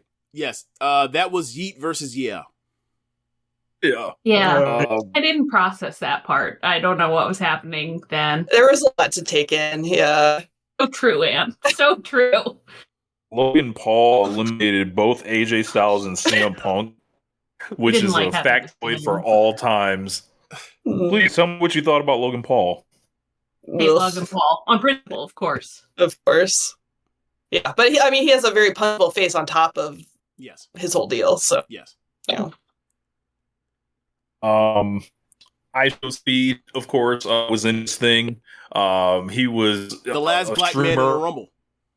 Correct. We can put that on his factoid list. So like I shared the story earlier with Allie and Ann. I'll share it for everyone here listening. So James and I were in a group chat, and I asked a question after Carmelo Hayes had got thrown out. I was like, will we see another black wrestler come into the Royal Rumble? No later than like 20 seconds later, they have Tozawa basically like get laid out, and then Triple H is like, hey, we need another person. So ISO Speed is back there. ISO Speed is one of the biggest streamers in the world. Bunch of like ridiculous like Johnny Knoxville type shit essentially. So they pull him out like just after I asked that. He gets in the ring. Braun Breaker saws him in half with an incredible spear. Yep. And he gets thrown out. Yeah. And James, I don't think about it again until the match is over. And then I'm like, I go back through it. I was like, there was nobody else after Speed. Well, there was one possible. But I'm not going to, but we don't, but we're not doing Diaspora Wars tonight. No, but I'm just saying, like, every time you do something, like, I just like to point out, is like, hey, man, like, we don't really know, like, the Damian Priest, ethnicity thing or whatever else. Like, so I just like to point out because it's funny, because it's funny. Look, in canon, much like they consider Jey Uso a black man, they consider Damian Priest, they sent him out there with Bad Bunny. Like, we know what they think he is. Right. But I think that's the only thing I think besides his wrestling. I think WWE markets Jey Uso like he's a black man, and that is no, Rich. They market the Samoans like they're black men. That's Jey Uso, Jacob Fatu, Jimmy Uso. Look, Roman at times. I think that's also a lot of reason. Like, you can also go back to 2015, like, why people were helped with the rejection part. You'll see them in some of the things, like drop that mask, but like, they think he's black. The people that don't like him, like, that's always been a thing with the Samoans. Always. So, like, they when rappers come out, they all make the intros with Jey Uso. It's interesting to say the least. I saw some interesting tweets that I'm not gonna refer to, but I was hearing songs like, I'm not gonna say their names or anything, but it was like Triple H is taking care of us for Black History Month and this stuff. I'm like, excuse me, how? It's the same nonsense as the stuff with Cody Rhodes being black. It's like, look, man, like, there are actual black wrestlers around. They exist. I've seen them. I've seen them sign to WWE too. I've seen them leave WWE as well. Like, knock it the fuck off. This ain't cute. I know you're trying to be funny. It ain't. Like, I get the joke. The joke was whack. Like, back when we were doing that shit with Cody. This one's a little more on the nose or whatever. I think. We saw. I think the beginning of the match was a lot more like kind of fast paced stuff. They were cooking to begin the match, and then it all kind of Ray and Penta, it all kind of we should talk about that. This man Pentagon, I think he was nervous. Oh, that botch. I did say when he came out, I did say I didn't like the whole slick corporate experience of WWE, but I was like, I can see how a wrestler hungers for this, or I can see how you would have this fixed in your mind as like, this is the place to get to in the moment that he was coming out. I was like, I hope it's what you wanted. I hope you're happy. Love it. I had a similar feeling the first time I saw his intro. I was like, I mean, this is clearly something like he heard interviews with this guy, like this is what he wanted to do. This he looked forward to this. I was like, that's awesome. He's living a dream. That's great. Like, and then like the match starts. I'm like, we lost. It's like I have lost this all-time wrestler essentially in this suck hole, essentially. Yeah. Suck hole. Like, so I thought he was nervous. I thought that's why him and Ray were kind of messing up a little bit, and he literally gets eliminated. But like they were like, oh, like they tried to cut the camera, but both feet was out. So overall, though, as far as the women's rumble, I thought was limited on the stories. I think they did do a good job. Everyone was over. There was no one, I think, that got weird reactions. Liv Morgan did not win. Ha ha ha. In the men's rumble, Jey Uso surprised a lifetime, I think, and it's something that happened in a Royal Rumble that never happens. Like that, people always like, oh, such and such is the dark horse. They could fuck around and win this thing. Like this, they actually did it right here. So, I don't know. Maybe I just got maybe he has earned more than that. But I look, that video on YouTube has more dislikes than likes for a reason. So I don't know. Like there's something going on here, but he's over in the buildings. But there is another in the shop too. Yeah. I don't know what the true value of that is really now, but selling merch, yeah, especially in WWE, it's a drop in the bucket. Like their money comes from Saudi Arabia and TV. Well, it's one of the few things you can actually like see as tangible to like when we push X, Y, or Z, it's because of X, it's because of A, B, and C, and it's like. If we ain't push people because of selling merch, and it's like, then what? Then all right, just drop a bucket in a hat. And merch ain't never got Charlotte Flair over the finish line, so ever. I know, and that's a strike against her, not for her. That's what I'm saying. It's like we can't. What I'm saying, there's no golden rule that says selling merch is the key. But I get what you're saying. My point is that like. At least that's more merit-based than just, all right, we'll go with you walking through my door while I was thinking of who's the fit put in this position next. Like, that's just random nonsense. And like, I prefer that. Look, obviously I don't give a fuck about the match. Like, it's WWE. The match ain't gonna be good. It is what it is. But it's like, if you're going to put people, like, it ain't about putting on the best matches. That's never been what WWE's ever been about. And the older I get, the more I recognize that. And for some reason, I feel like people, especially looking online, it's like people more and more keep being like, why isn't this thing more like a meritocracy? And I'm like, it's never been.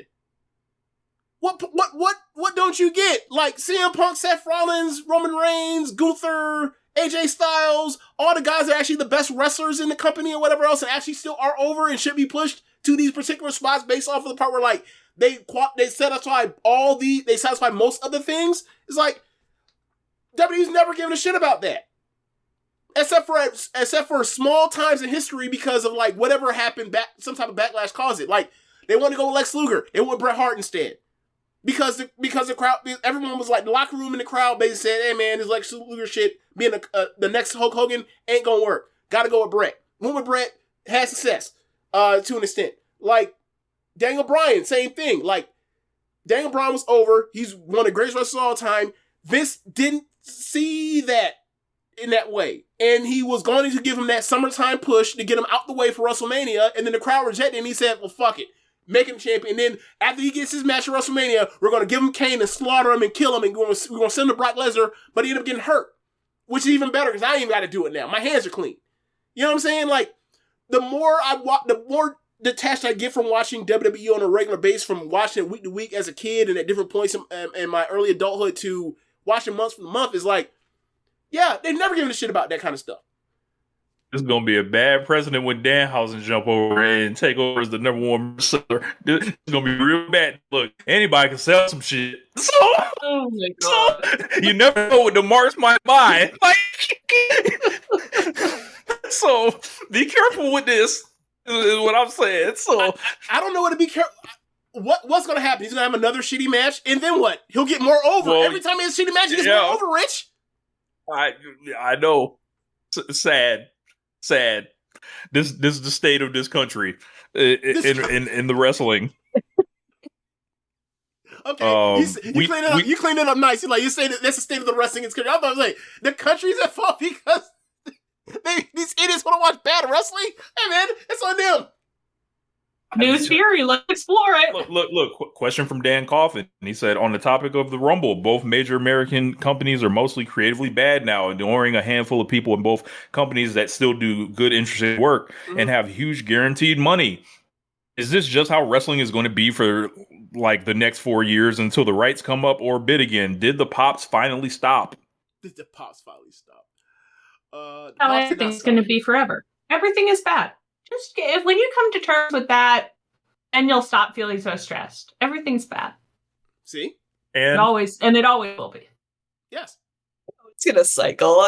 Things always cycle one way or the other, like it'll be bad and then it'll be good for a while. And there's always, I don't know, we're not even the target audience for wrestling. So it's like I always, if I like 60% of what's on a show, like I'm doing great. So that's true. That's always so shocking for us, yeah. James? It's not gonna be trash forever, but it's been bad. And like this is a lot of,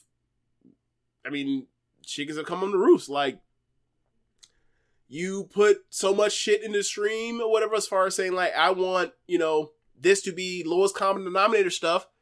Well, here we are. You're with this stuff where it's like, I think I think big picture wise, these companies have their head on straight. But like wrestling is for nerds, adult nerds. Like the people that fly out to these shows are adult nerds that care about the nitty gritty details of these things. And somebody apparently got Tony Khan and said, stop caring about that stuff. And it's made their shows worse. And WWE, they never cared about this kind of stuff. And they only cared about it this much more with Triple H. And they're on fire. As far as commercially. As far as their shows, nah. I feel like they've only had like 2 good pay-per-views last year. In the last like calendar year. Or maybe 3. But yeah, so for me, it's like, my joy, even though we talk about WWE and AEW more than anything else, like my joy is like watching at this point, like this the reawakening of Stardom over the last 6 months, and New Japan when they had their shit together.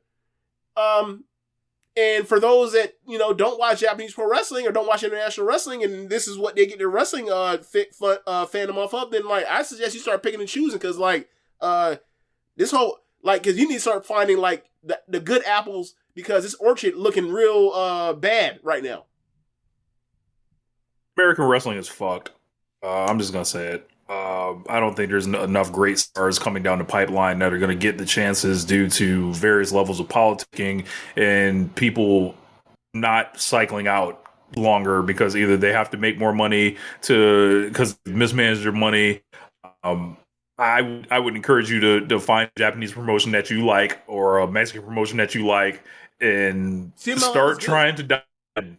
Start trying to dive in. Like I just feel like we're in the middle. It's the middle of the decade blues, as I've called them. Right? Usually, there's a lot of change over generations. There's the wrestlers that we love are getting a little bit older. Then the wrestlers behind them are getting a little bit older, but like should be spinning into the spot, but they're not quite. And then the young wrestlers are seemingly just getting frozen. And we're gonna start seeing all these people jump companies back and forth, looking for opportunities. But like, there's a group of guys, and I don't know exactly the names of every single one of them, but if you're someone that's jumping back and forth like twice and stuff like that, we'll use Andrade, for example. Perfect guy.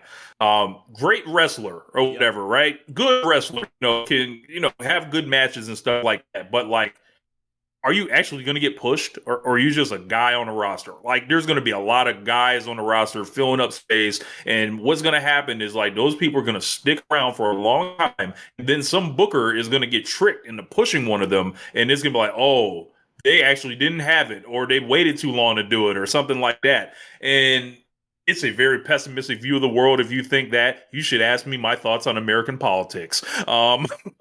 Well, I mean, it's interesting to say that about wrestling, to say, like, you know, you have all these guys who in the past, like, would have been moving out of the, you know, main event scene or whatever, and now they aren't. And it's just like, yeah, like in every industry now, because we live in an extremely, you know, like super fucked capitalist hellscape. So it's like, that's the problem that everyone is having everywhere, is that you have people now being like, well, I can't retire. I can't / will not retire. It's not even. And then with it being two companies, that's going to make all wrestlers that were too hurt come back and get cleared, and then cash in on that star power that they didn't get to do, like your Danielsons, like your Edges, or whatever that were. Christian Cage, Saraya, these people that were medically disqualified for whatever reason, whether real or fake, and I think a lot of it was fake, honestly. But these people are now taking up spots on both sides. Yeah. And there's also this part where it's like, you mentioned the, like how this like wrestling landscape mirrors like the wealth inequality as far as like older people that are like hoarding wealth. Like, you also have this part where it's like, because of medical, innovation and like, guys that would have been completely done in this business because their hip was too fucked up. They couldn't figure out how to fix themselves. Their bodies, they were broken people physically. They would have been out.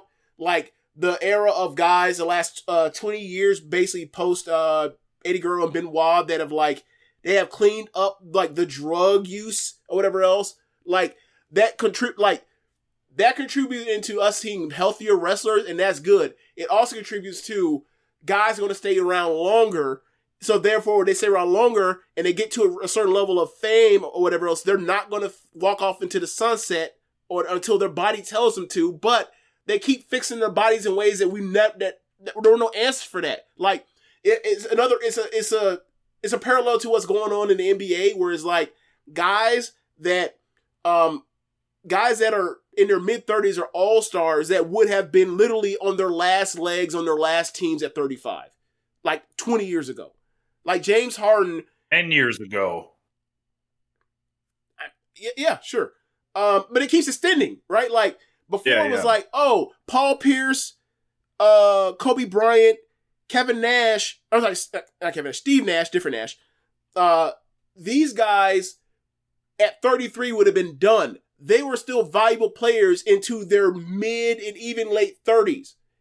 Like, and that was rarefied air for us in watching basketball 15 or just 10 years ago. Now it's like you have people like Kevin Durant, Steph Curry, and LeBron. LeBron's 40, and he's still one of the 10 best players in 10, 15 best players in basketball. Kevin Durant and Steph Curry, they're like 36, both of them.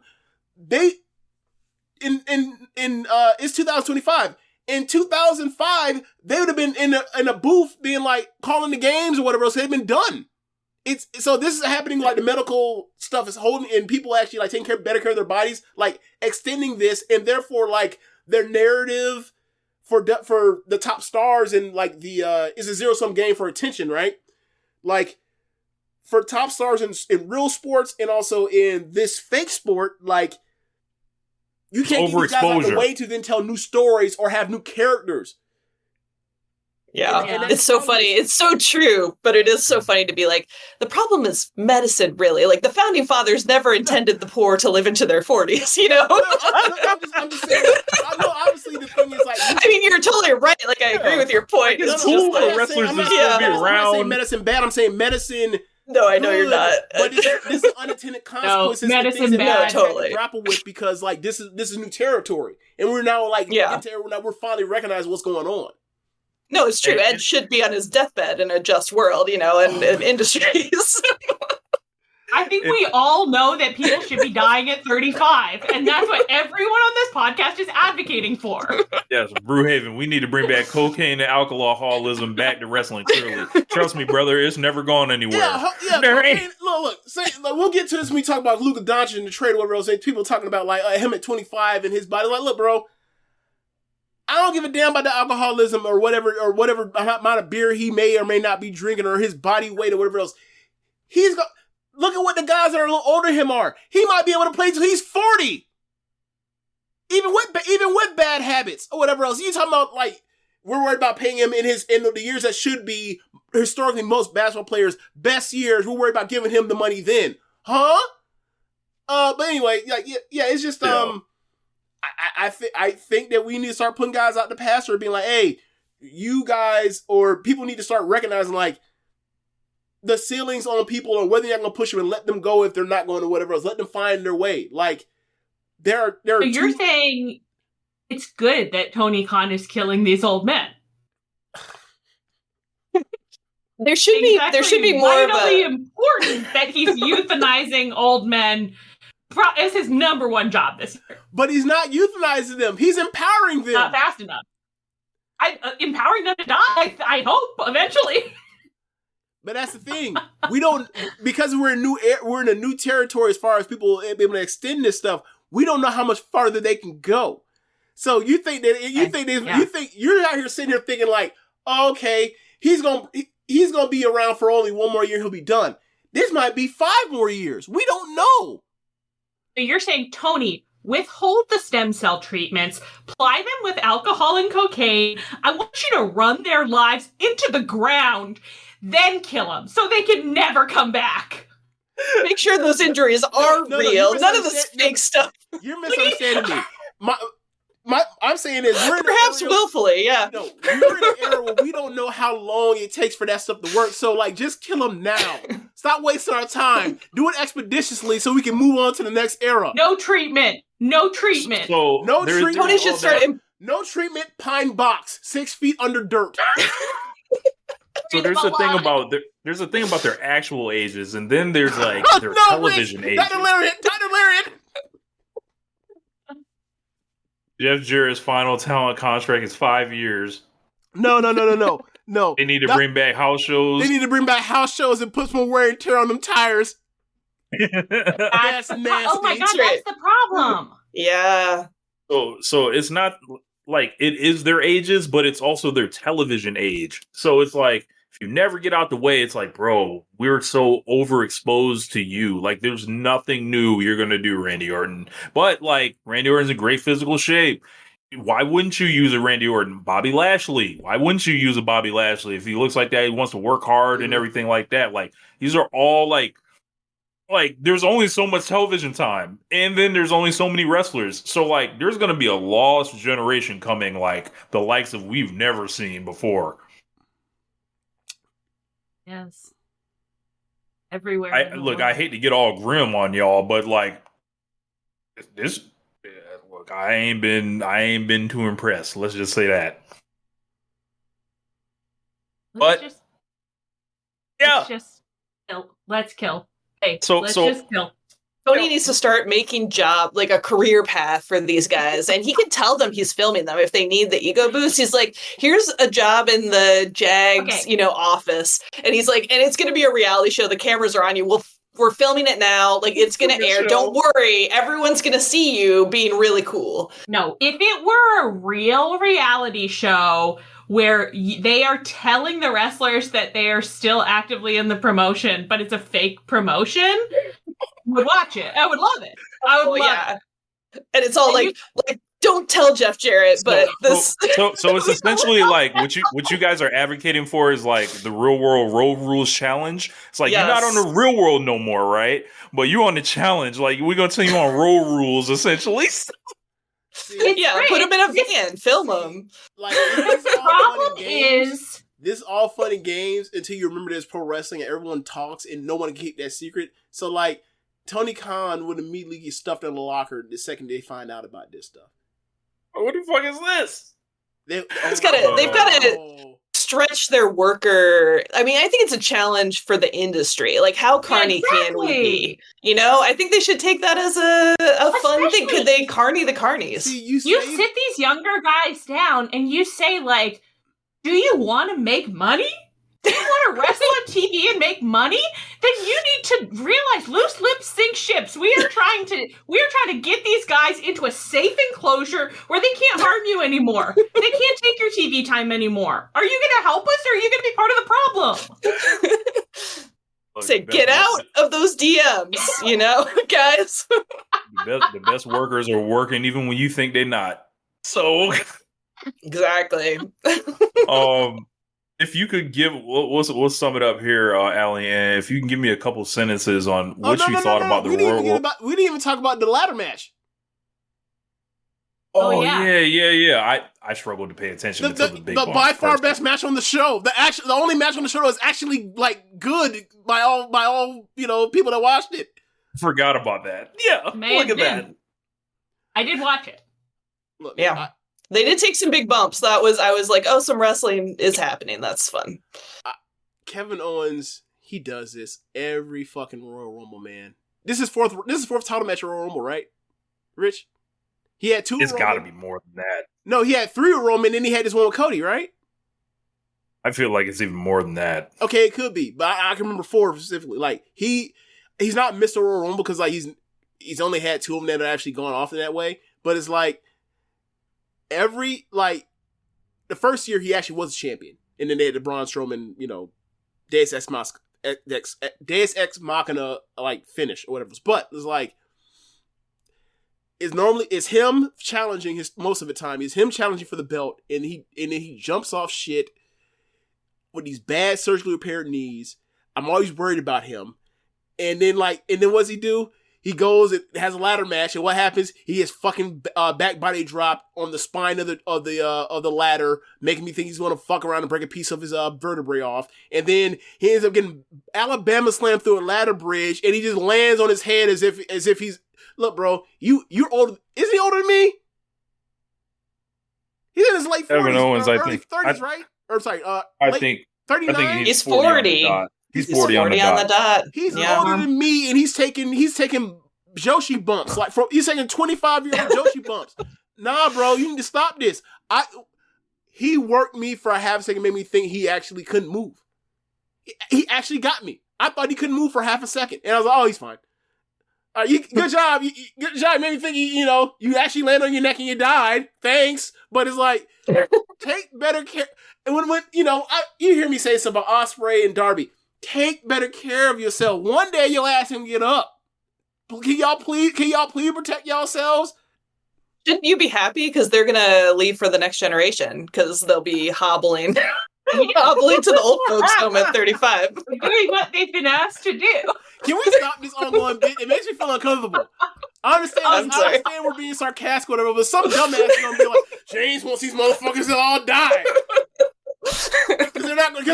I know you don't. They're not going to get your subtlety. They're not going to get it. James, I know you care deeply about their physical health and well-being. You just gave that impassioned plea for the wrestlers to take care of themselves, which you never say. Like sometimes I say things like I'm like, well, they want to die that way. Let them do what they. It's just they. Let the artist create. Let the artist create. Yeah, it's his life. Let them put it to the veins wherever they want. Much nicer. Except when it comes to Darby and Everest. That's when I put my foot down. But the in-ring stuff. But it's not because I'm concerned about Darby's safety. If he wants to die in Everest, that's his business. It's because it's not cool and it's environmentally bad. It's just a stupid thing to do. Oh, I thought you were against it because like, oh, you need to come here and be champion so we can move the clock forward on the Death Riders thing. That too. Look, but we've objected to Everest. I'm sorry, I'm the first person to say this on One Nation Radio. Fuck the ozone. Like we need him. The main thing's the main thing. We don't need you in Everest because we need you to be champion right now. Yeah, okay. We thought Tony was running a plot to keep Darby from going to Everest by the title thing. We thought we did that last year when White broke whatever was on his leg. Exactly. Yeah. Shit, if I was Tony Khan, I'd pay to hit him with a bus again. For sure. Can we get Tony Khan? Can we get like a what would be like the Darby signal? Like would it be like can we put a spotlight in the night and it's a skateboard or a broken skateboard or something? Like we got. He'll start playing. Like, he gets to something. He's like, "This is real nice." Like, what's that? Oh, it's calling me. And he starts running like Forrest Gump. I don't know how he runs from Asia all the way back here to America, but he just runs and he gets here and it's time for him to be champion. Enough of this. Enough. Yeah. I think that Tony needs to seriously consider that he's not giving Darby enough enrichment. Like it's like if your pet is behaving this way, it's because you're not giving him what he needs. Like Like, buckle down. Figure out how you can help him feel like he's dying here at home. He doesn't have to go halfway across the world to die. We can kill him. He can just get suffocated by in a plastic bag by John Moxley. Yes. Exactly. Pour some bleach down his throat, for God's sake. Yes. So as far as this match, I did struggle to pay attention until the big bumps. There was a corner of the ladder bump that Owens took, I remember, and then the big Alabama slam.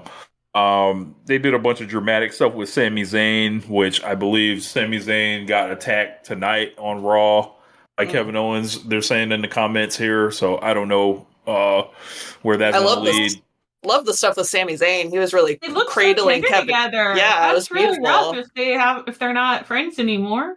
Yeah, I thought they could kiss if they wanted.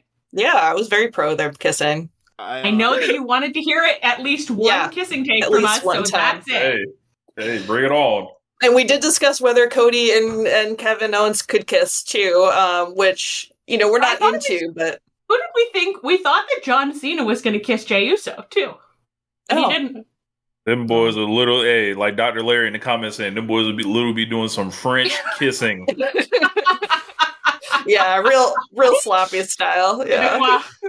No. If you say, I thought you were saying like French kissing because like they're both like Quebecers.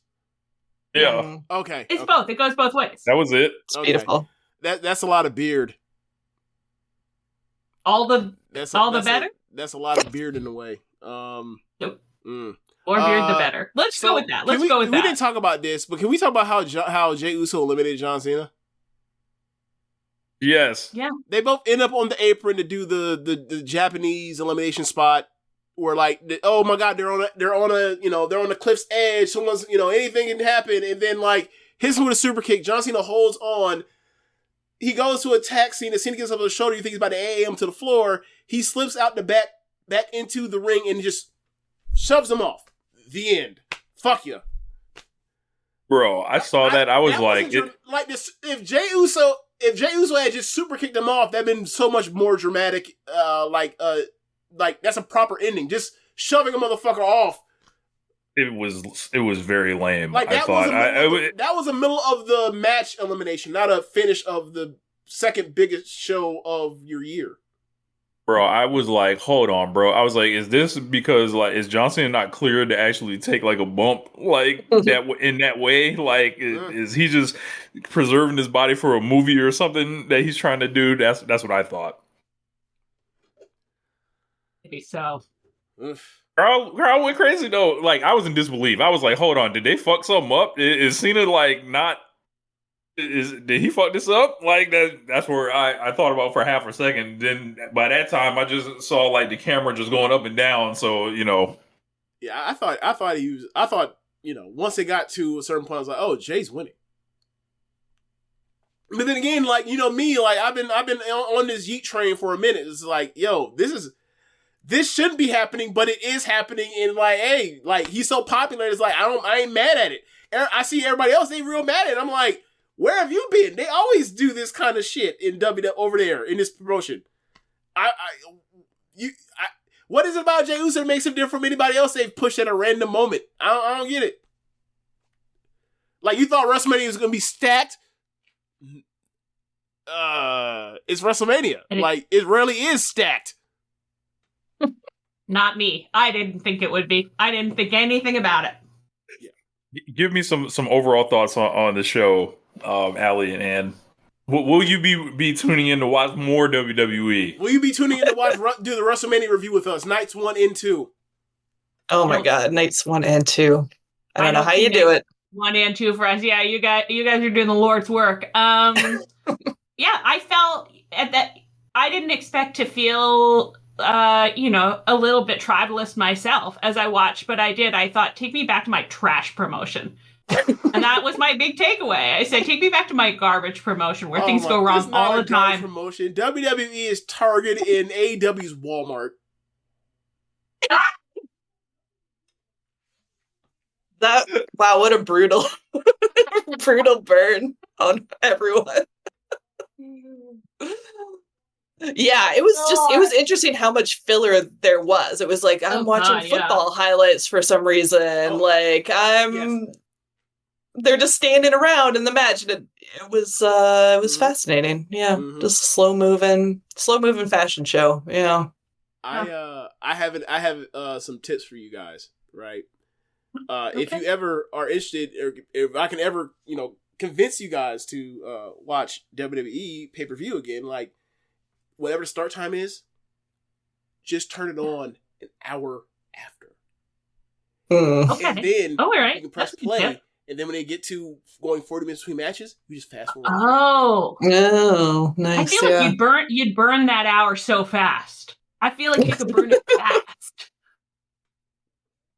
That's true. Then you're only halfway through and you're caught up to the live stream. No, Leo over my dead body. Okay, so this will happen with me at WrestleMania last year. You'll catch up to, like, if you go an hour late, you'll catch up to when the main event interest is happening. Check the comments, James. Read it out loud.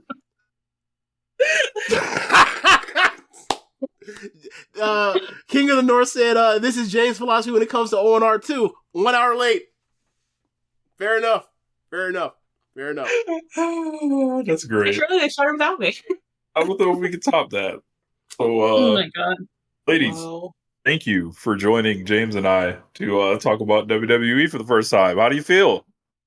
Amazing. Yeah, it was great to be here with you. Thank you for inviting us. I hope we never watch the product again. Yeah. One and done, baby. We'll always look back fondly on our one Royal Rumble. Amazing. Yo, you know what we should do? You know how they got Alvarez has his friend on once a year to watch the Royal Rumble? Yeah. Oh my God. Leah, next year, you up next. Yeah, we'll start working on her now. We'll get her here. Tell her she has to be community minded. Have some social suplex network. Yeah, we did our part. You do your part now. It's not also like 2 years from now when it's your turn, be like, no, we're gonna break it up, and y'all like do rock paper scissors. Be like, all right, I did. We both did it. So like somebody has to do it for year 3, and then someone gets to go to year 4, and then all of a sudden it turns into that's a rotation. Yeah. And it'll be 2030, and we'll be like, I did the Royal Rumble last year. Like, Leah, it's your turn. Maybe we start having our own Royal Rumble at some point in January, where we're just duking it out somehow on our pod to see who's going to be subjected. Whoever gets the most points on the board gets to go on ONR and talk about the Royal Rumble. So do an elimination match. Well, I'm screwed. Every year. We don't know who it's going to be. Enter the chamber. I love it. Thanks, guys. Thanks so much for having us. Enjoy the Luka talk. While you two are here, and Leah's not. I'm interested. Given that we're already in this hypothetical, who is most likely to politic to avoid doing a job out of the 3-way? Leah. 1,000%. Who's not here right now to defend herself? They both throw her under the bus. She's in the chat saying, "Yeah, it's me." Like, look who didn't watch the Royal Rumble this year. Yeah, she is the Royal Jericho of our podcast. She gets her way. Amazing. It's great. Amazing. Well, if you guys want to jump off, free to go. Thanks so much for having us. Thanks. Yeah, enjoy. Bye. Peace. There you go. All right, James and I are here. I'm going to adjust this screen real quick, and then we will. I'm adjusting the screen because I'm going to obviously be cutting this portion here. Hold on.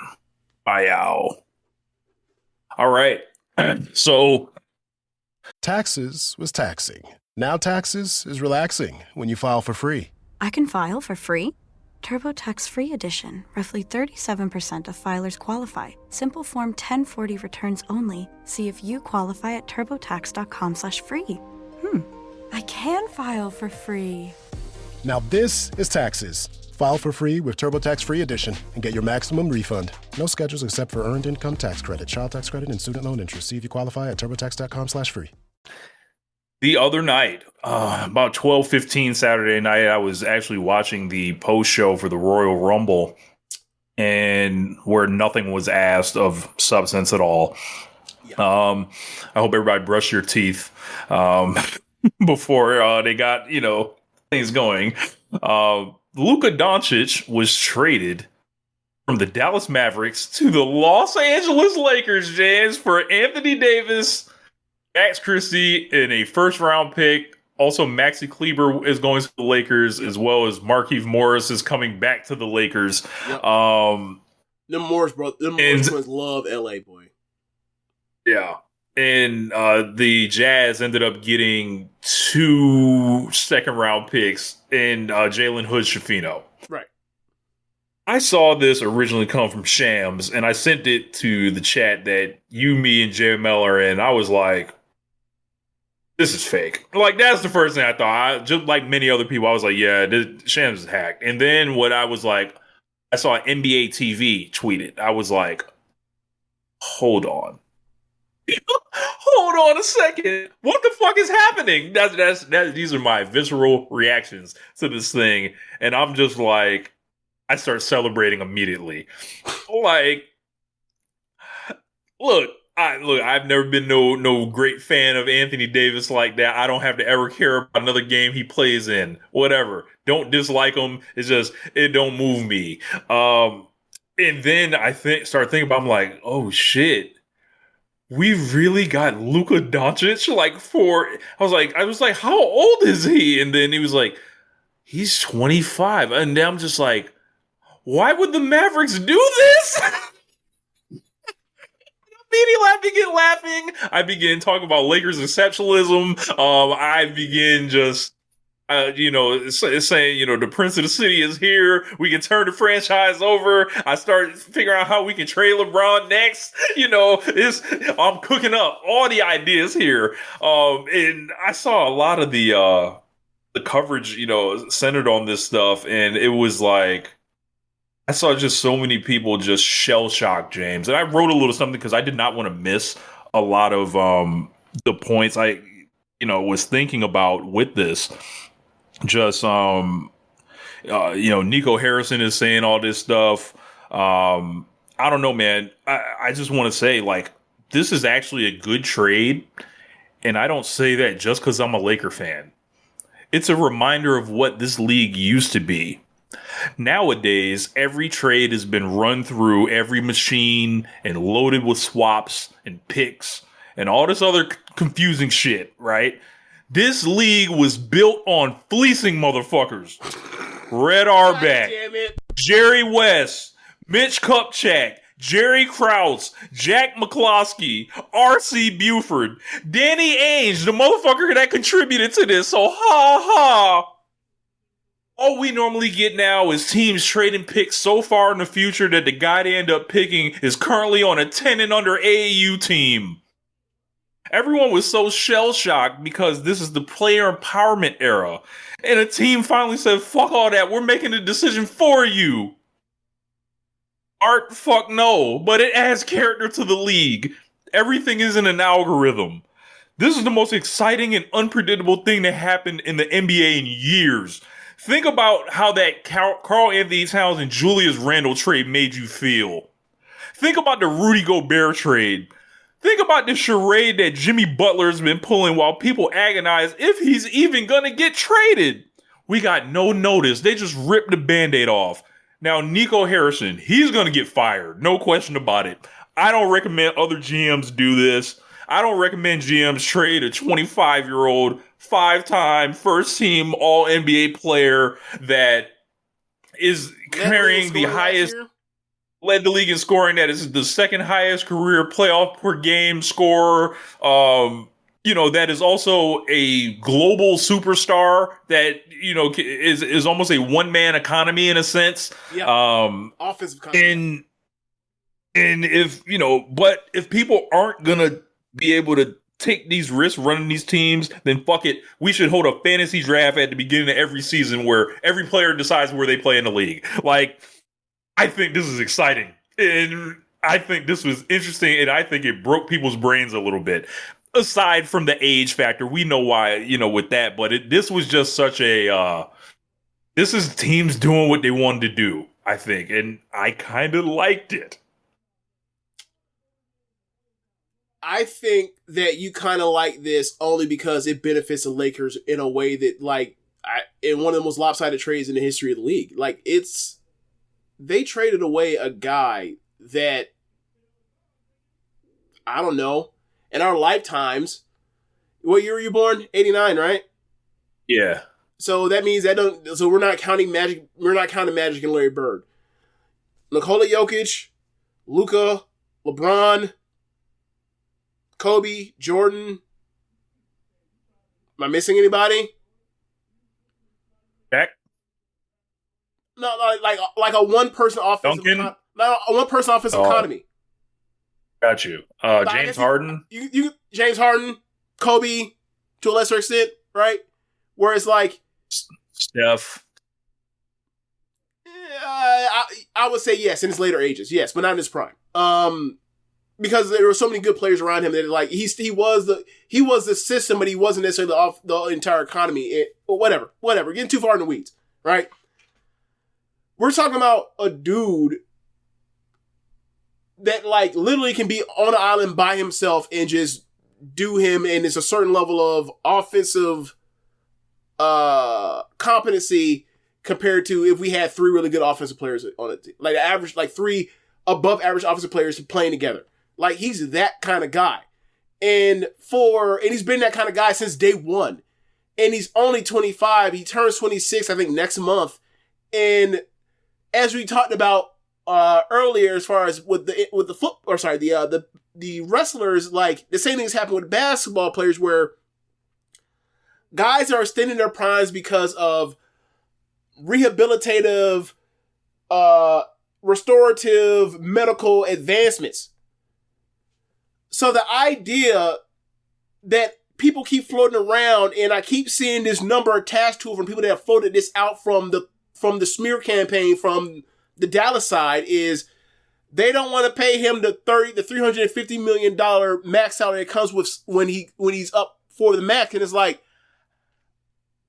I see what you're doing.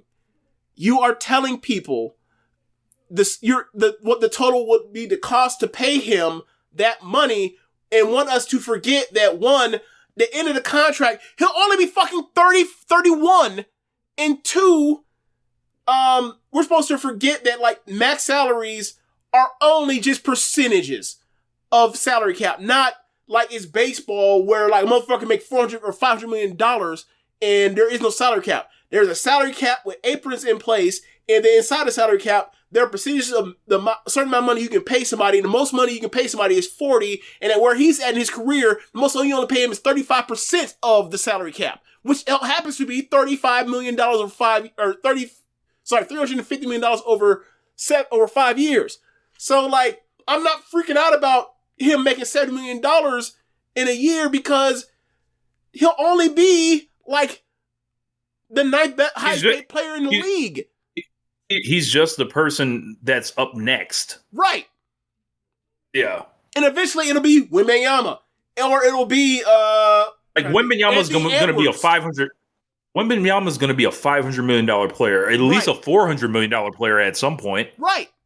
Because the TV money hasn't came in yet from these new TV deals from Amazon, ESPN/ABC, and NBC. It hasn't came in yet, but it's going to expand the money. That's why they see that number.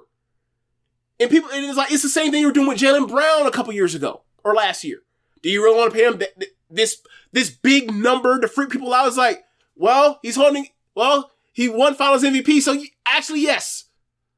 And I gotta tell you, Luka Doncic is a lot better fucking basketball player than Jaylen Brown. So yeah, for me, it's just the number got floated out. He weighs 270 pounds. I'm who gives a shit?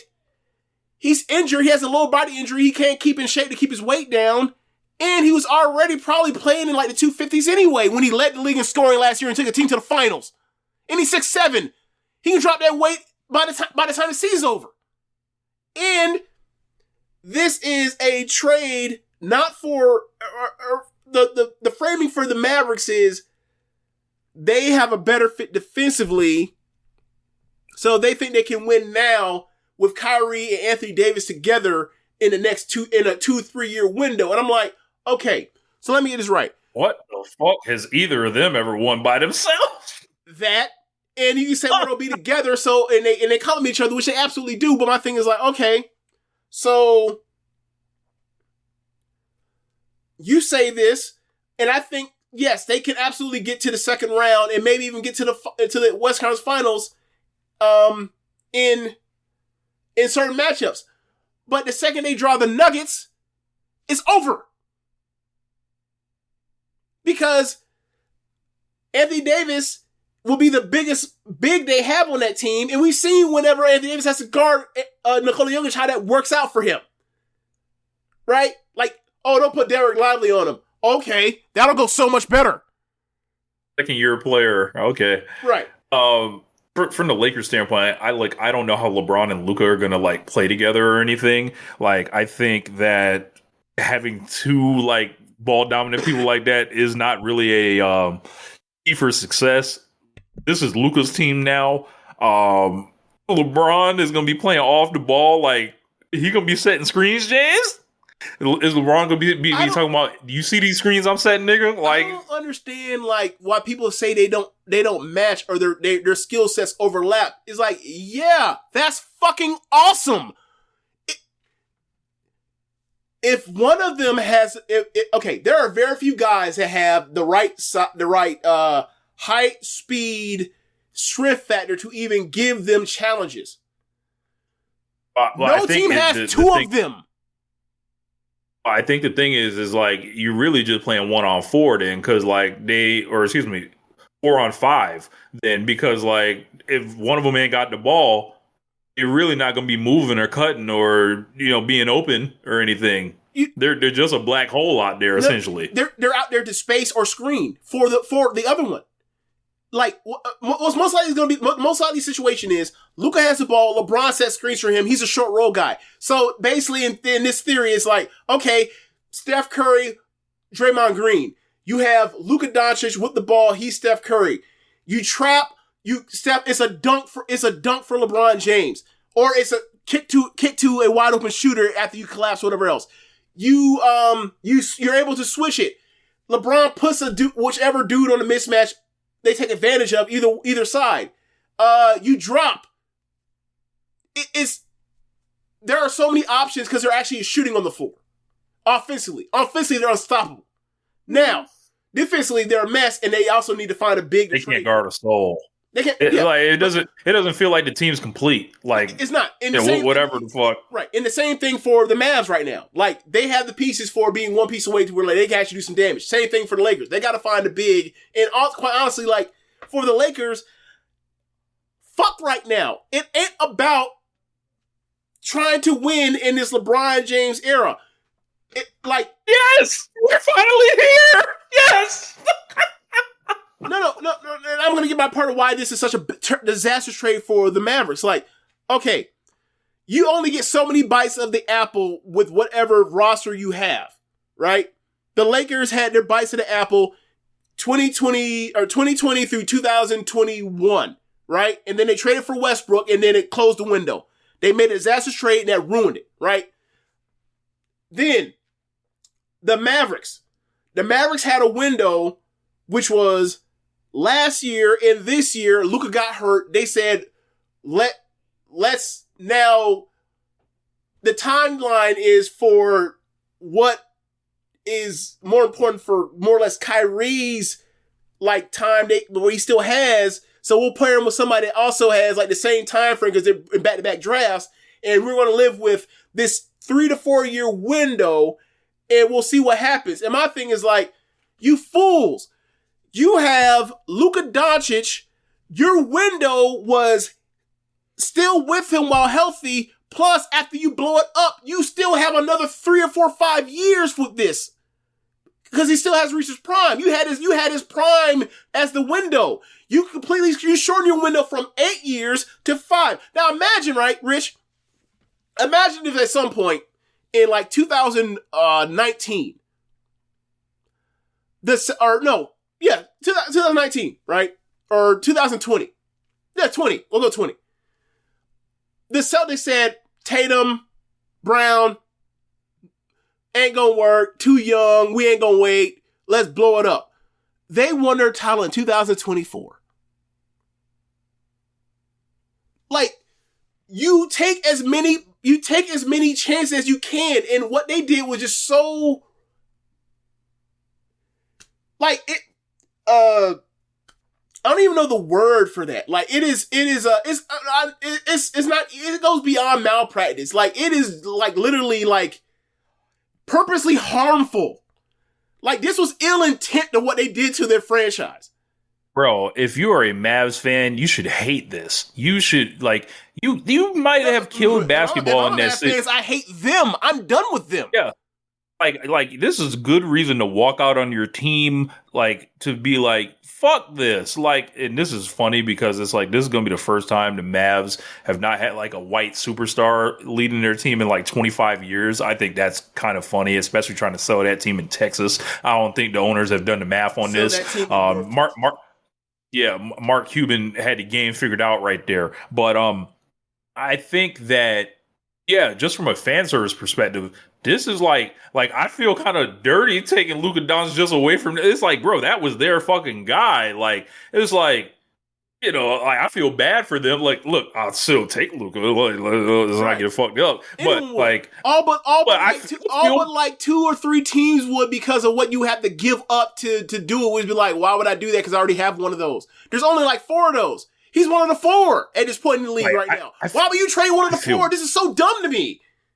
Feel bad for those fans, but I think like Luka's gonna get like he's here in LA now, and it's like, I love the move because it's independent of the LeBron timeline. Because like, when I just saw LeBron, all I saw was clutch sports and just this stranglehold they had on the franchise until they decided otherwise. And now this is like the Lakers being like, there is a light at the end of the tunnel. There is something else coming. Like, you're not beholden to what was LeBron and Anthony Davis, which I thought was a duo that was going to be, you know, still going out there to diminishing returns after a while. I was like, this is not going to work. Like, neither of them is a 3-point shooter by trade in this league. You're not going to win when your 2 best players are like that, and you're relying on the possible 3rd, 4th through the rest of the bench to do all the shooting. Like, it's just not going to work. And this is like, you got you got somebody that's box office, you got somebody that's popular, you got somebody that's probably going to unify like the fan base, I would say. It's like, he's certified everywhere. Like, the man's an MVP. Can you explain me what you mean by unify the fan base? Yeah, because, you know, there's a lot of people that don't rock with LeBron. Allegedly. Oh, the Kobe stands. Okay, gotcha.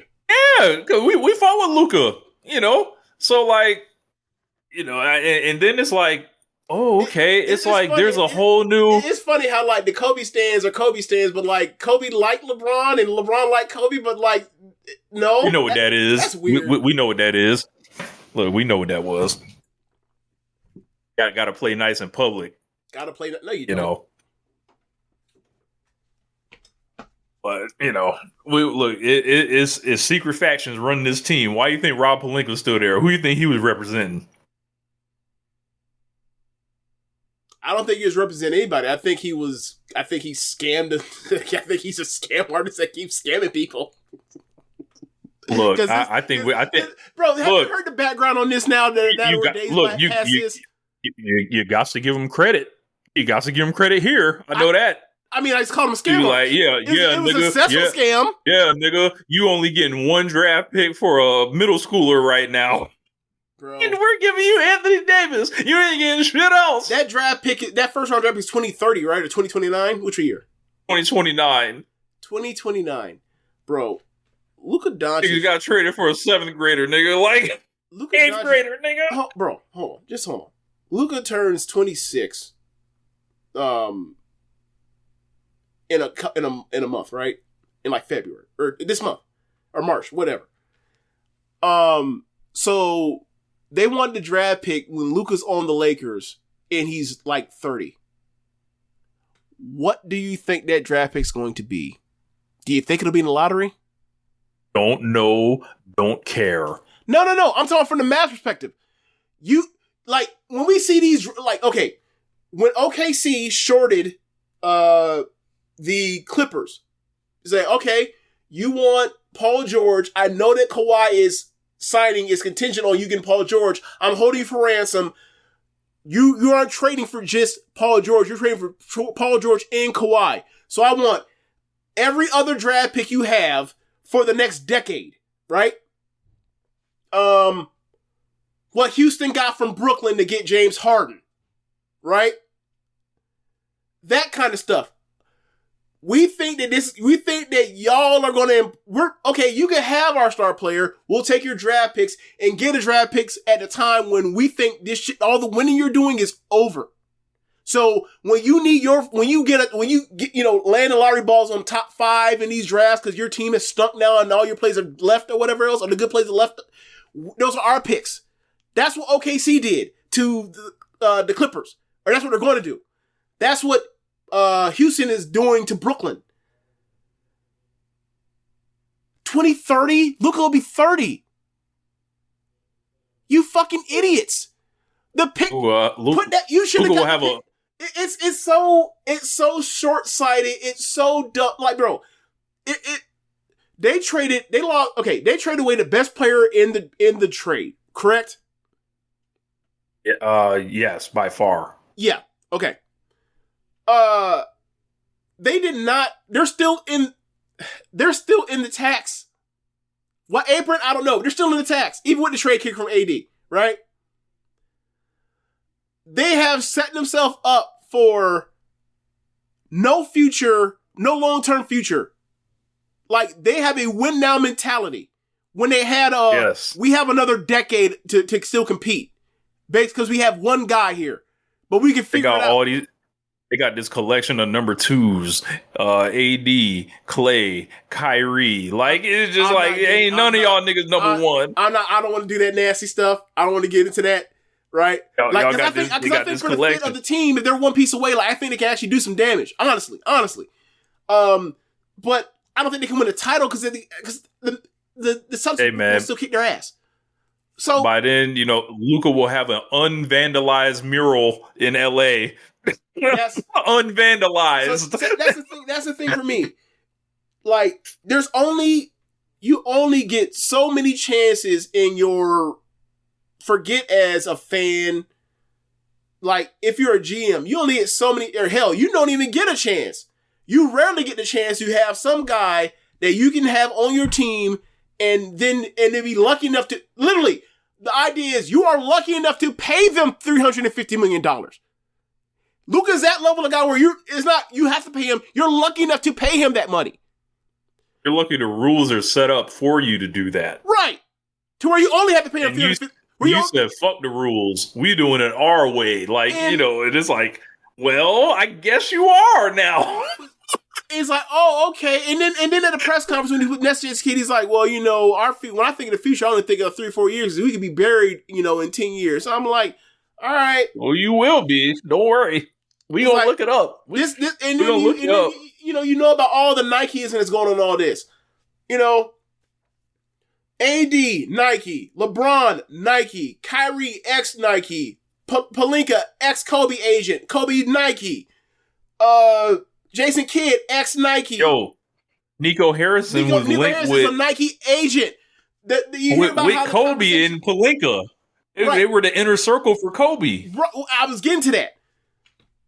The relationship that Pelinka and Nico Harrison have to where they're only talking about it. There is no market put in place to get a better deal because they're absolutely in a better deal for Luka Doncic, unless you're dumb enough to think that your window, it should be attached to Kyrie Irving. which apparently he does. So he's delusional. So he's like, all right, well, let me look at the league and see what we need to make this team fit around what we have with Kyrie, Klay Thompson. I just traded away Dorian Smith to the Lakers. I'm trying to think and Lively, and they come up with Anthony Davis. So it's like, all right, well, you get a player as good as Anthony Davis, and you ain't got to get that much draft capital because you're trying to win now. So that's good enough for you. And it's like, okay, so there's no guarantee you're going to be as good. There's no guarantee that you're going to win your conference making this trade by trading away the superstar. And then if you don't win this year, Klay's only going to get older. Kyrie's a free agent. He liked playing with Luka. Him and LeBron were trying to do this whole thing to get him out there. Who knows how that goes? Whatever. There's no guarantee that'll be the team that you have next year. So then you get fired, and it's like, all right, well, you plan on never working again? Oh, well, what happens if he gets fired?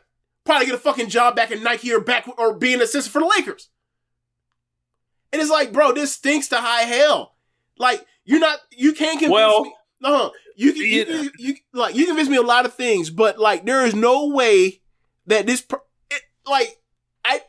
it's one of the dumbest trades where like that thing I just said, as far as like, oh, he'll just get a job, picked up, whatever. It's like, that's the kind of things you start thinking about when a trade is this dumb and inexplicable.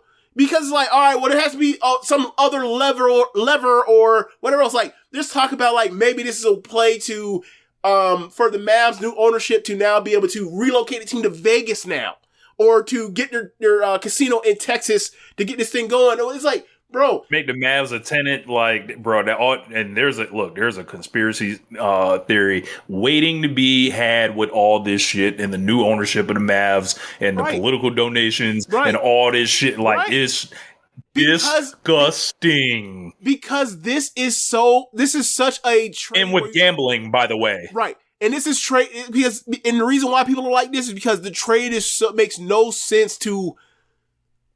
It's just well, we did leave out one other part though. Right. Like, the reason why they said they couldn't tell anybody was because then Luka finds out, or somebody around the league gets loose lips. They're shopping Luka. Then his agent comes out and says, "All right, cool, we're not going nowhere but this team."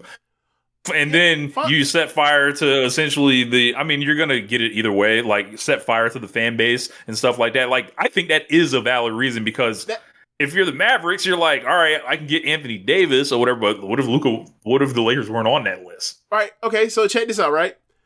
That's valid, right?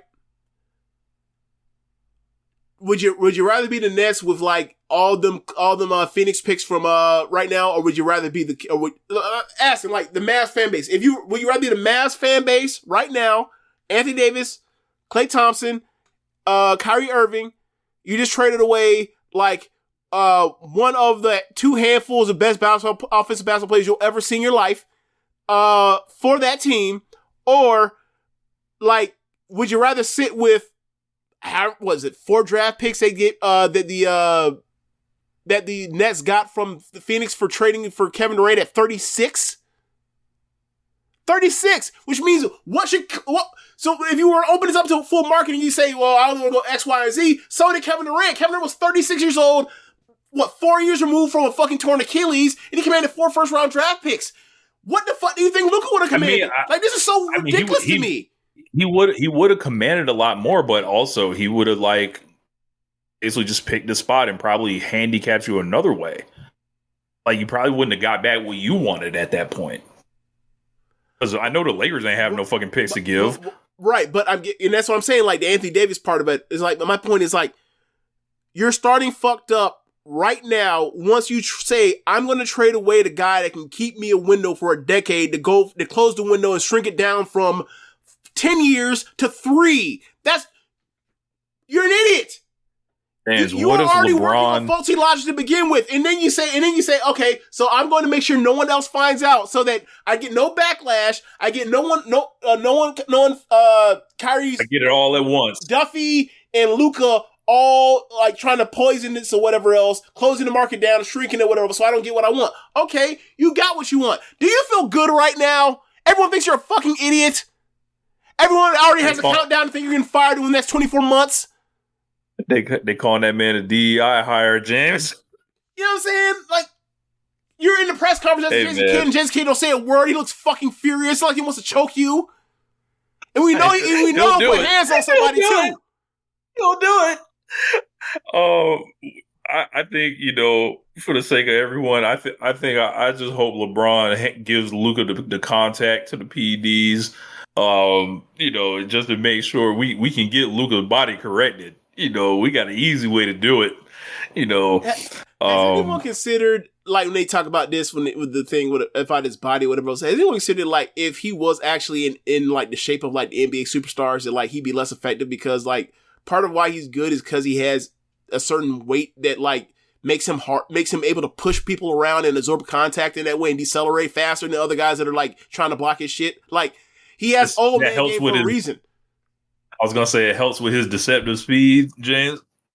No, not about deceptive speed, about stopping. Like, the thing with him is like the thing that makes him hard to guard is because like he gets you on his hip, and then he's going at a certain speed, and like you think you finna make a play on the ball by swiping or whatever else, and he's slowing down faster than you can never match speeds with him because he's changing your speed constantly. You can never get a beat on him well. So that's how he beats you. But but when he was in shape, like 5 years ago, in better shape or whatever else, it was like he just going to the rim at regular speed. He was great, but like he wasn't distinct in his own way and unique in his own way to where it's like he's a harder guard being big than actually like in NBA shape. Or in what you wanted to be is NBA shape. Like when that 2-second number drop, I was like, who gives a shit? He probably plays 255. When he's scoring. Who cares? Yeah. Either way, I'm very glad Luka's a Laker now, and it is. I like it for one reason, and we've talked about this before off air probably. Do I need to go elaborate about that one? Sure. Like, I think ever since LeBron went to the Heat, I feel like the other 82 owners in this team or in the league have colluded to fuck with the Lakers and Heat, and even other markets like New York or Phoenix or Texas teams where it's like, we are doing things to where we will trade to other small markets, but we will not actually try to help big markets, especially the Heat and the Lakers, because it's unfair that they have the place that they have teams in these places that people want to play at. Never mind the part where like no one ever wants to play for the Clippers, except for Kawhi Leonard and Paul George. He wanted to play with Kawhi Leonard. Like, it's a one-time thing ever in our lifetime with the Clipper thing. So it's like, I feel like these teams have been fucked with. And it's like, it's funny to me because like all these people that are owners of these teams are like complaining about like, these destination places or whatever else, like being born on third base. And it's like, that's funny. How do you get your money? You in the tech. How you get your money? Oh, you inherited this franchise, huh? Oh, interesting. Nice awareness there.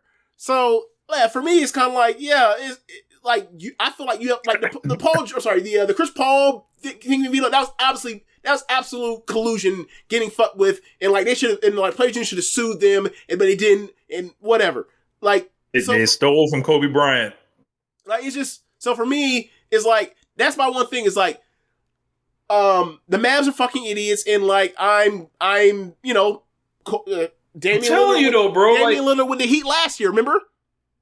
Telling you, bro, like it's better that, or I don't want to say it's better because that's like I'm trying to interject my opinion too much, but I'm telling you, I think this is ultimately a good thing because it breaks the league out of this very rigid trade style that's happened. That's just, I think, allowed for things to be it's like they're thinking about it too much. It's like we let the geeks get in the rooms, and it's like, hey man, let somebody take a swing their way. And we'll clown them later or whatever, but at least there's... We finna clown them now? We clown them now, too.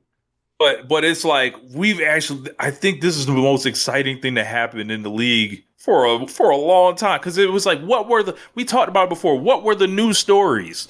Like, it was like, all right, Wembanyama's in Texas, all right, and with the Spurs still, and then it was just, all right, can the Lakers win the Celtics? And come on, man, like it was just like, can LeBron get another one? Can Curry get another one? Can Durant try it again with another super team? Is James Harden alive again? I think this shakes up so much. Like, and now it's like the Lakers are opened up long term again. I mean, it breaks the status quo for like the future for the NBA, not for this year. Like, the Lakers have no chance of winning a damn thing unless they they have no chance of winning a title. Like, can they make a Western Conference Finals if they find it like a Speedy Claxton or like a Capella and make Capella might be too old at this point, but like they can find a big, they can like catch some lobs from Luka, some Luka lobs, catch some look, Blake Lively, welcome to the real world, sucker. But like they're saying Rich just want to see someone get fucked over. Not really, bro. Like, the league has just been it's been too smart for its own good.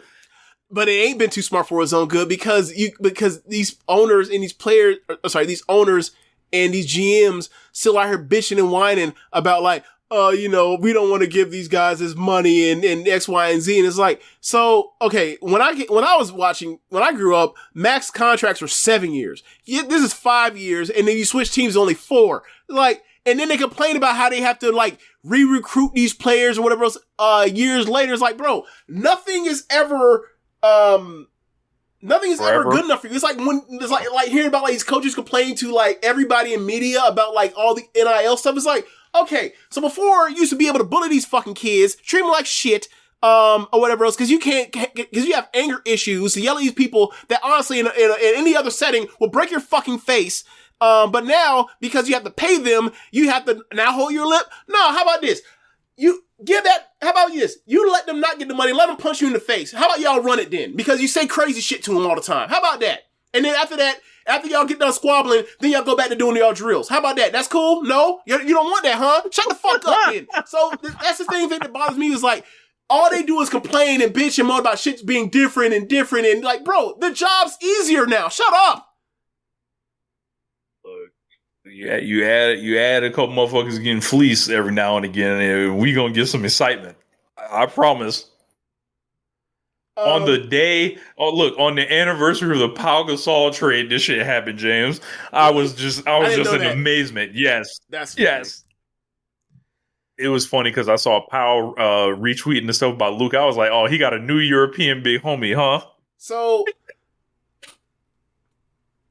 That was one of those trades. That was another one of those trades. I wish Kobe could see this. That was another one of those trades, right? Where it's like the whole league didn't have access. Other teams would have offered more, whatever. So he's on the Lakers, fuck it, whatever else. At least with that one, it was like, I think they're more mad about this. Or no, they're not as mad. Like historically, go back in the time, like teams were mad about this and immediately made them that title contenders, right? But this is like They are so scared, and as we talk about like this big market thing, it's scared of us rising up. So scared of the Lakers ever being viable, and that's why I'm like, hey man, fuck y'all. I don't like this little owner. This shit was like, it's good for the league because it's the most popular franchise in the sport, and 2, it's like this was this incompetent GM doing this. Yell at them. Be mad at them. Like, stop. Like, this happened all within the rules or whatever else. Like, bro, these are the rules. Y'all agree with this. Y'all have been raping the players union for years or whatever else. You complain about having to pay these guys money that's capped or whatever else. All right, you want to fix this? Uncap get rid of max salaries. Pay your best players $1 billion over 5 years so they never ever want to leave, and then start paying all these dudes like $5 million a year below all-star level. They don't want to do that either. Like there is no perfect, like they're always looking for this Goldilocks zone that doesn't exist because they will complain about the unknown nobles then at a time once they get into it. Like, bro, this is a job. It's hard to do. Shut the fuck up and do it, or get fired like Nico Harris about to. Yeah, he's He's got some interesting quotes too. It's like he knows what's on the other side of it. He's just like, hey, if I'm right, I'll be a genius, and if not, I'm getting fired. There's really no in between, because it's like you are betting Luka will never win a title with the Lakers, right? Which is, I think, highly unlikely, right? No, Rich. Let's say he never. And you're betting you will win. Let's say. Why do we watch sports? Why do we watch sports? Escapism. Why do people watch sports? Escapism from their normal lives. They love the sport. They want to see people win or be great. Right. There you go. Want to see people be great. Unless he loses a fucking leg, you missed out on one of the all-time great offensive players, be great for a decade. Regardless of whether he wins or not. Regardless of whether he wins or not. Or regardless of whether you win or not, you might win a title in these 4 years. Congratulations.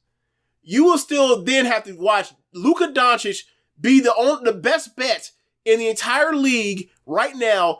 That's not LeBron James. He's already done it. To score 35,000 points in his career.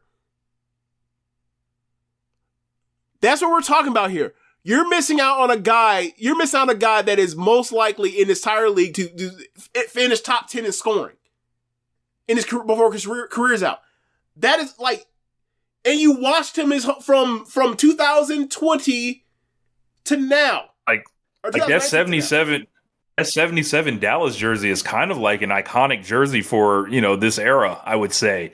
And now that's just going to be a Lakers jersey. Like, it's one of those things where it's like, this is. When people complain about players looking out for them and this and the third, it's like, bro, if that nigga can get traded, then what am I doing? It cuts both ways, but the only people that ever get the brunt of it is the players. It's never the organizations. Never. And I think it's swung back. And the only time it gets brought up is when players mention it. And then they say, oh, player empowerment and it's bad. And it's like, all right, man. Well, they traded Luka Doncic at 25 years old. That's insane. Is it fun? Is it fun to bring up new status quo of the league and the Lakers have like a top have an MVP candidate going forward? Yes, for the league. Yeah, sure. And we got a foreigner in a big market now. At last. What's Slovenia's population? If I type in my damn Google and I find out that Slovenia's population is 22 million people, I'm gonna be furious. I'm gonna be fucking furious. 2.12 million. I'm sorry, as what? of 2023. 2,000,121 as of 2023. That's not exactly the same thing. You know what? That man Euro. That man Euro. He all that. It's all together. You know good and damn well all them that Eastern Bloc ain't all rooting for each other. You know good and damn well they not. It's all the same. You know, man. So for me, it's just like, hey, this is.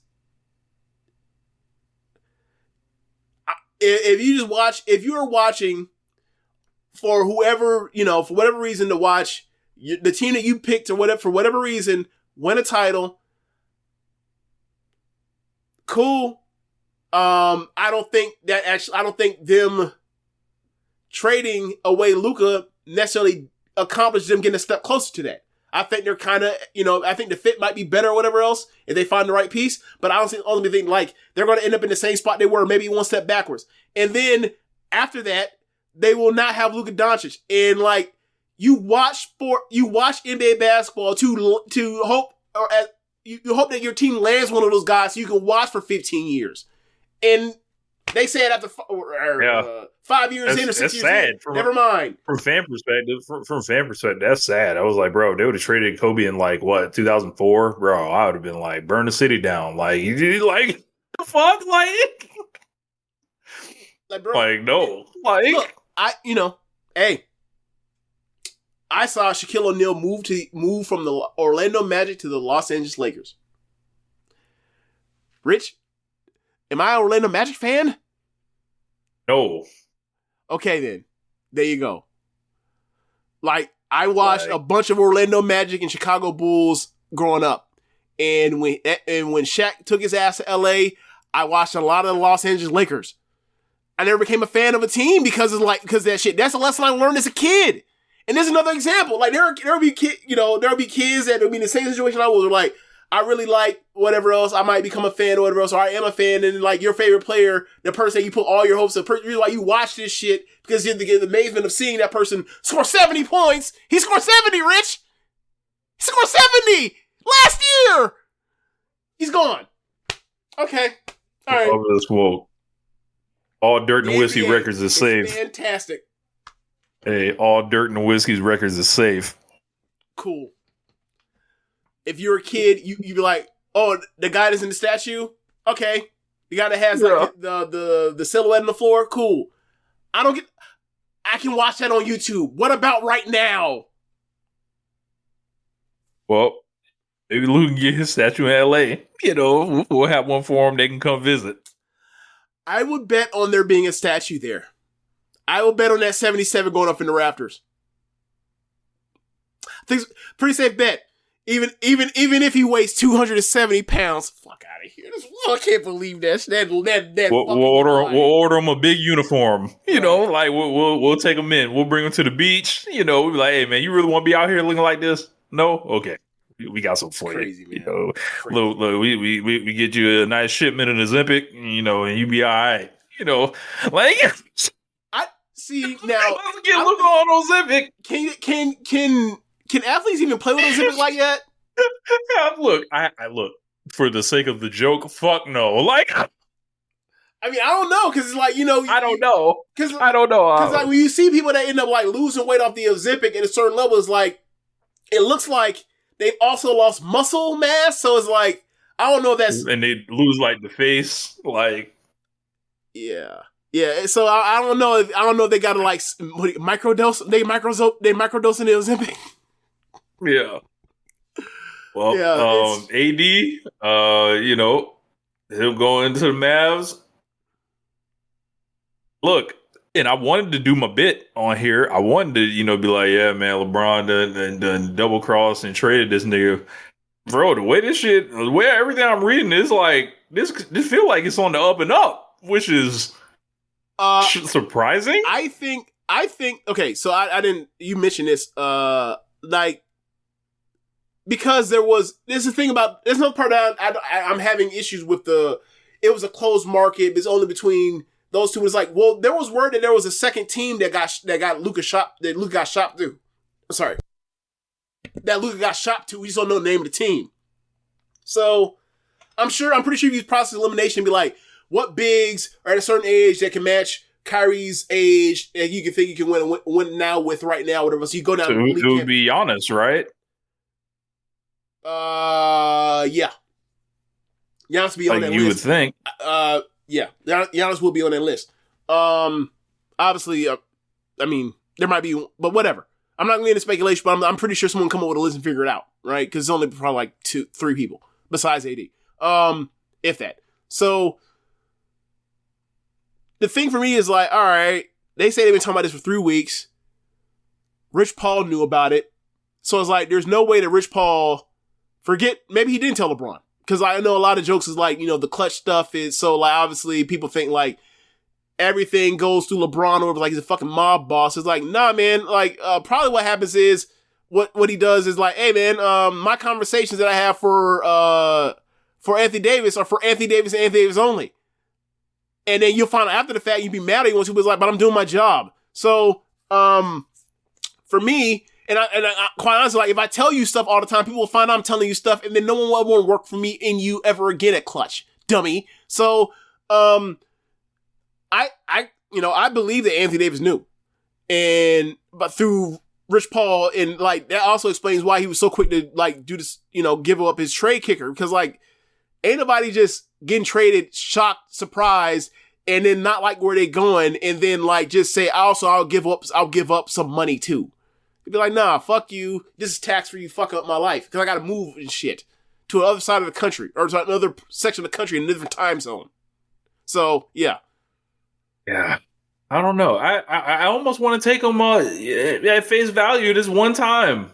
And think LeBron didn't know, you know. I think LeBron didn't know. I think Anthony Davis did, though. That's what I'm getting at. I think Anthony Davis did. Yeah. Like, I thought at first it was like, yeah, that's cover. And then, like, at first I'm like, okay, well, I'm willing to believe LeBron did not know. I'm not willing to believe that Anthony Davis didn't. There's no way. Yeah, we're going to get books written about this shit. Like, there's going to be a fallout from this. Like, this is the biggest trade in NBA history. This is like, you know, usually superstars get traded for parts. Yep. And, you know, they're either, you know, it's before their prime, coming off their prime, where it's like, no, like that. And maybe Davis qualifies as coming off his prime, but he's been, you know, the stats don't really show that. You know, he's still effective. Athletically, he's coming off his prime.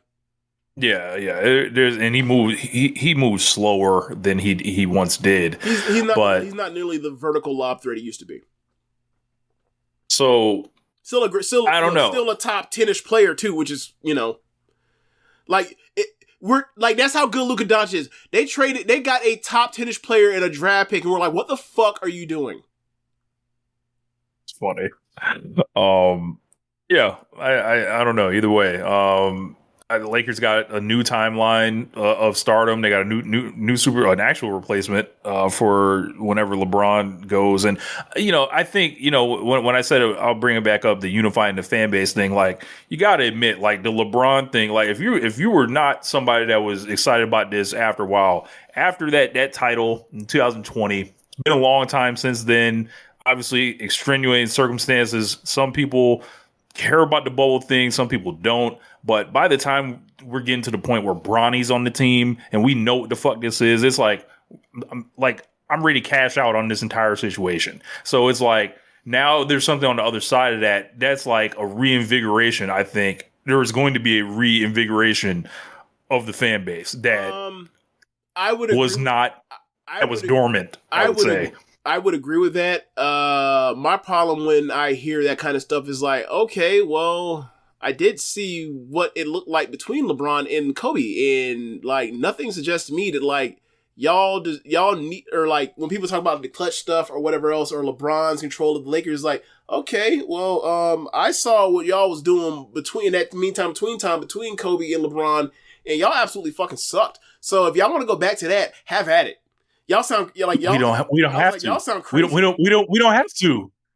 Because what has happened throughout history happened again. Another star showed up. I just explained to you that was my logic before this weekend.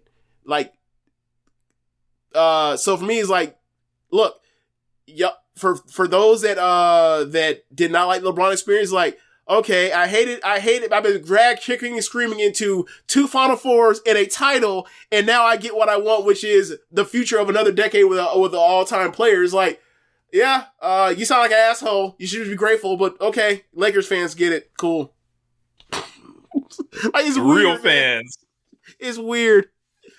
Two Final Fours, a title, and like, you know, I didn't really appreciate it because like I was spending too much time doing the fucking debate show stuff between a guy that's on my team and a guy that's not on my team about who's better, who gives a fuck, and it's weird, man.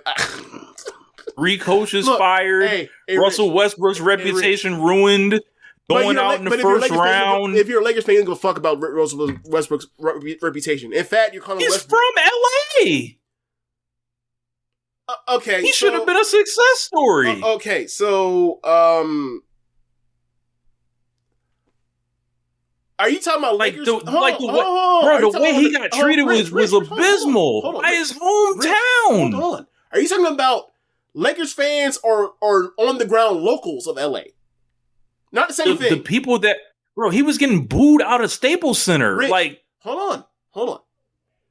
Are you talking about Lakers fans or LA natives? Not because they're not the same thing. I would love to hear the delineation line for this. Okay, so like there are a bunch of players come out of Chicago and LA, right? I've never seen someone complain about like somebody from Chicago goes to the Bulls and doesn't work out. Like no one is like, oh my God, they ruined Dwayne Wade's reputation that when he was a Chicago Bull. They ruined his reputation, and then he got that shit right back as a Clipper. They got bounced in the first round. But the way Westbrook was playing, he was embraced. He was, effective in the series. And how many games did they win? As a Laker, he was not. How many as a Laker, he was not. They won one. I have to look it up. It's either one or two. So, guy that's aging, can't shoot, makes irrational decisions, gets a redemption by getting bounced in the first round by coming off the bench of the team. Yeah, because that's not the actual thing that I'm talking about. Like, people thought he was a literal walking dead man in the league because of how he played on the Lakers. So not only was that not true, but he's on another team now and contributing to them. Rich, this is like WWE historiology mismanaging what happened in reality. Okay, so Lakers get rid of him. They make the Western Conference Finals. Team he ends up on, come off the bench, gets bounced in the first round. It's redemption for the guy that what? Yeah. It's okay, where did it go from there? If you say so. Russell Westbrook is awesome again now. Why did he suck so much as a Laker? He sucked so much because of that fucking offense. That's why. Because it was a bad fit. As a Laker because they had the worst shooting in the league when he's on the floor, or some of the worst shooting in the league when he's on the floor. Look, if you got LeBron and Anthony Davis, who are not shooters themselves, and then the rest of the shooting is expected to come from the rest of the players, and Russell Westbrook being one of them, that's bad team construction. I know. I'm not arguing that. And what happened was this guy was to the point where reporters were just saying absurd shit to him. Kevin O'Connor was just burying him like this. Like, he was getting booed in the Staples Center. It was bad for Westbrook the way he got treated out there. And then he came back and redeemed himself through playing hard, showing heart, and then now again he's still making an impact somewhere now. So it's like, I think there was just a lot of stuff that was just like, shit was fucked up. It was like, oh yeah, you went to a Western Conference Finals, but it's really hard. It's really hard playing for the Yankees. It really is. That's what the Lakers are. They are the Yankees of basketball. They are the Dallas Cowboys of basketball. It's super magnified. If you do well, they'll love you. If you don't play well, or you're a reason why the people think you're not doing well, you're going to get the blues. I understand that. But getting called Westbrook ain't the same as you actually being a really valuable player, and then they go to your house and write nigger on your fucking garage. Can we agree on that one? I never really considered the Westbrook thing. It's yeah, man, he's a supporting player now. He's no longer a star. I never considered that. I never even considered that in that way. It was there's some redemption arc. I don't think there's redemption arc because the team got rid of him immediately, went further than they ever would have with him, and then he went back to doing the stuff, or not doing stuff. He went back to the same results he's always had whenever Kevin Durant's not been around him, which is you get bounced in the first round, except for 1 year, and then he got swept in the second round. So yeah, I've always seen Westbrook as a certain level of player. I've been more realistic about it than I think other people have. People love him because he works really hard. I'm yeah, he works really hard. He's I think he might be the most gifted athlete I've ever, or the most athletic player I've ever seen in the league.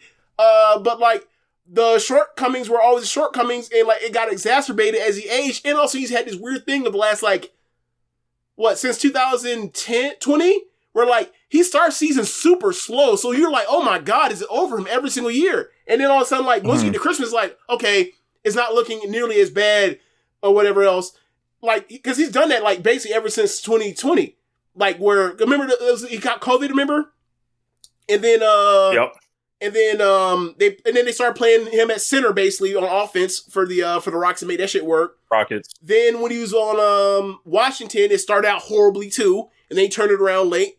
And then hell, He got Lakers, the Wizards to the and then playoffs. Clippers. The Nuggets, like, they didn't start well with him there either. And then all of a sudden, like, it getting close to Christmas, and all of a sudden he started playing well. Like, he has this weird thing going on with him where, like, he just starts late for some reason. You know, and also you have Jokic out here, you know, going absolutely ape shit. Which also is like, hey man, like, all the time people talk about, like, Murray is a Jokic merchant. Maybe that's true. Maybe there is a reason why he's never made an All-Star team.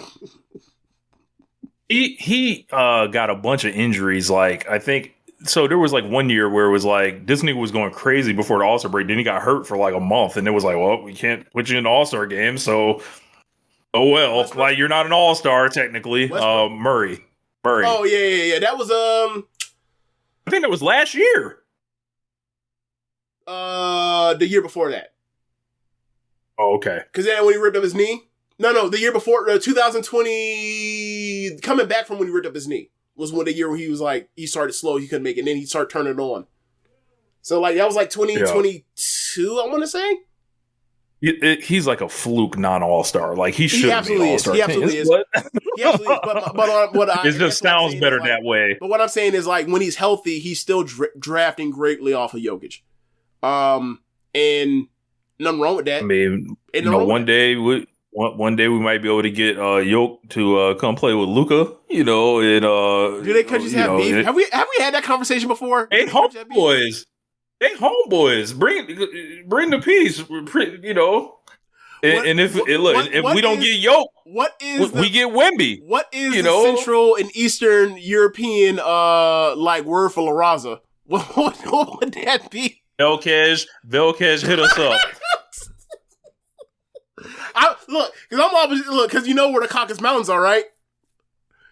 In that area. Somebody, that's just caucasity right there. That's just, you know, they. Hey, like I said, and if we don't get Jokic, we'll get Wemby instead, you know, and then we'll have Wemby and Luka together, you know, just beating the league to sleep, essentially. So. One of y'all now. What year is this? 2032 or no 2031. Let's go. You know, right when that draft pick goes to the Mavs. You know, Wembanyama, $600 million free agent contract with the Los Angeles Lakers. Let's get it. Yeah, I saw. Be there. I saw a mock-up of a Lakers Wembanyama 11 jersey. I was like, why is he 11? Why isn't he just 1? Is 1 retired? 1 is retired. Hold on. It's not like a. Hold on. Lakers retired numbers. I just want to double check. Actually, I don't think 1 is. Never mind. No, because fucking somebody wore 1. So much Parker wore 1. Never mind. That's not retired. Huh. All right. I guess I don't know why that.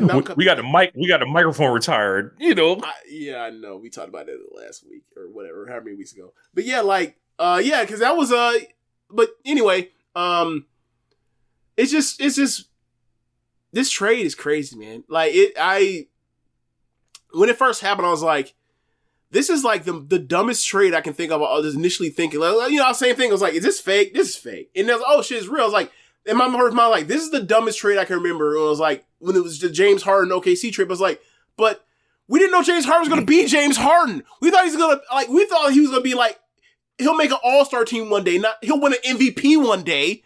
You know, like, this is literally trading away James Harden, as James Harden is like, has won a scoring title, has been like in the MVP discussion, it has been finished MVP voting 3 times the last 5 years. It's like, you're an idiot. You're an idiot. So, I hope Luka checks in. Dummies.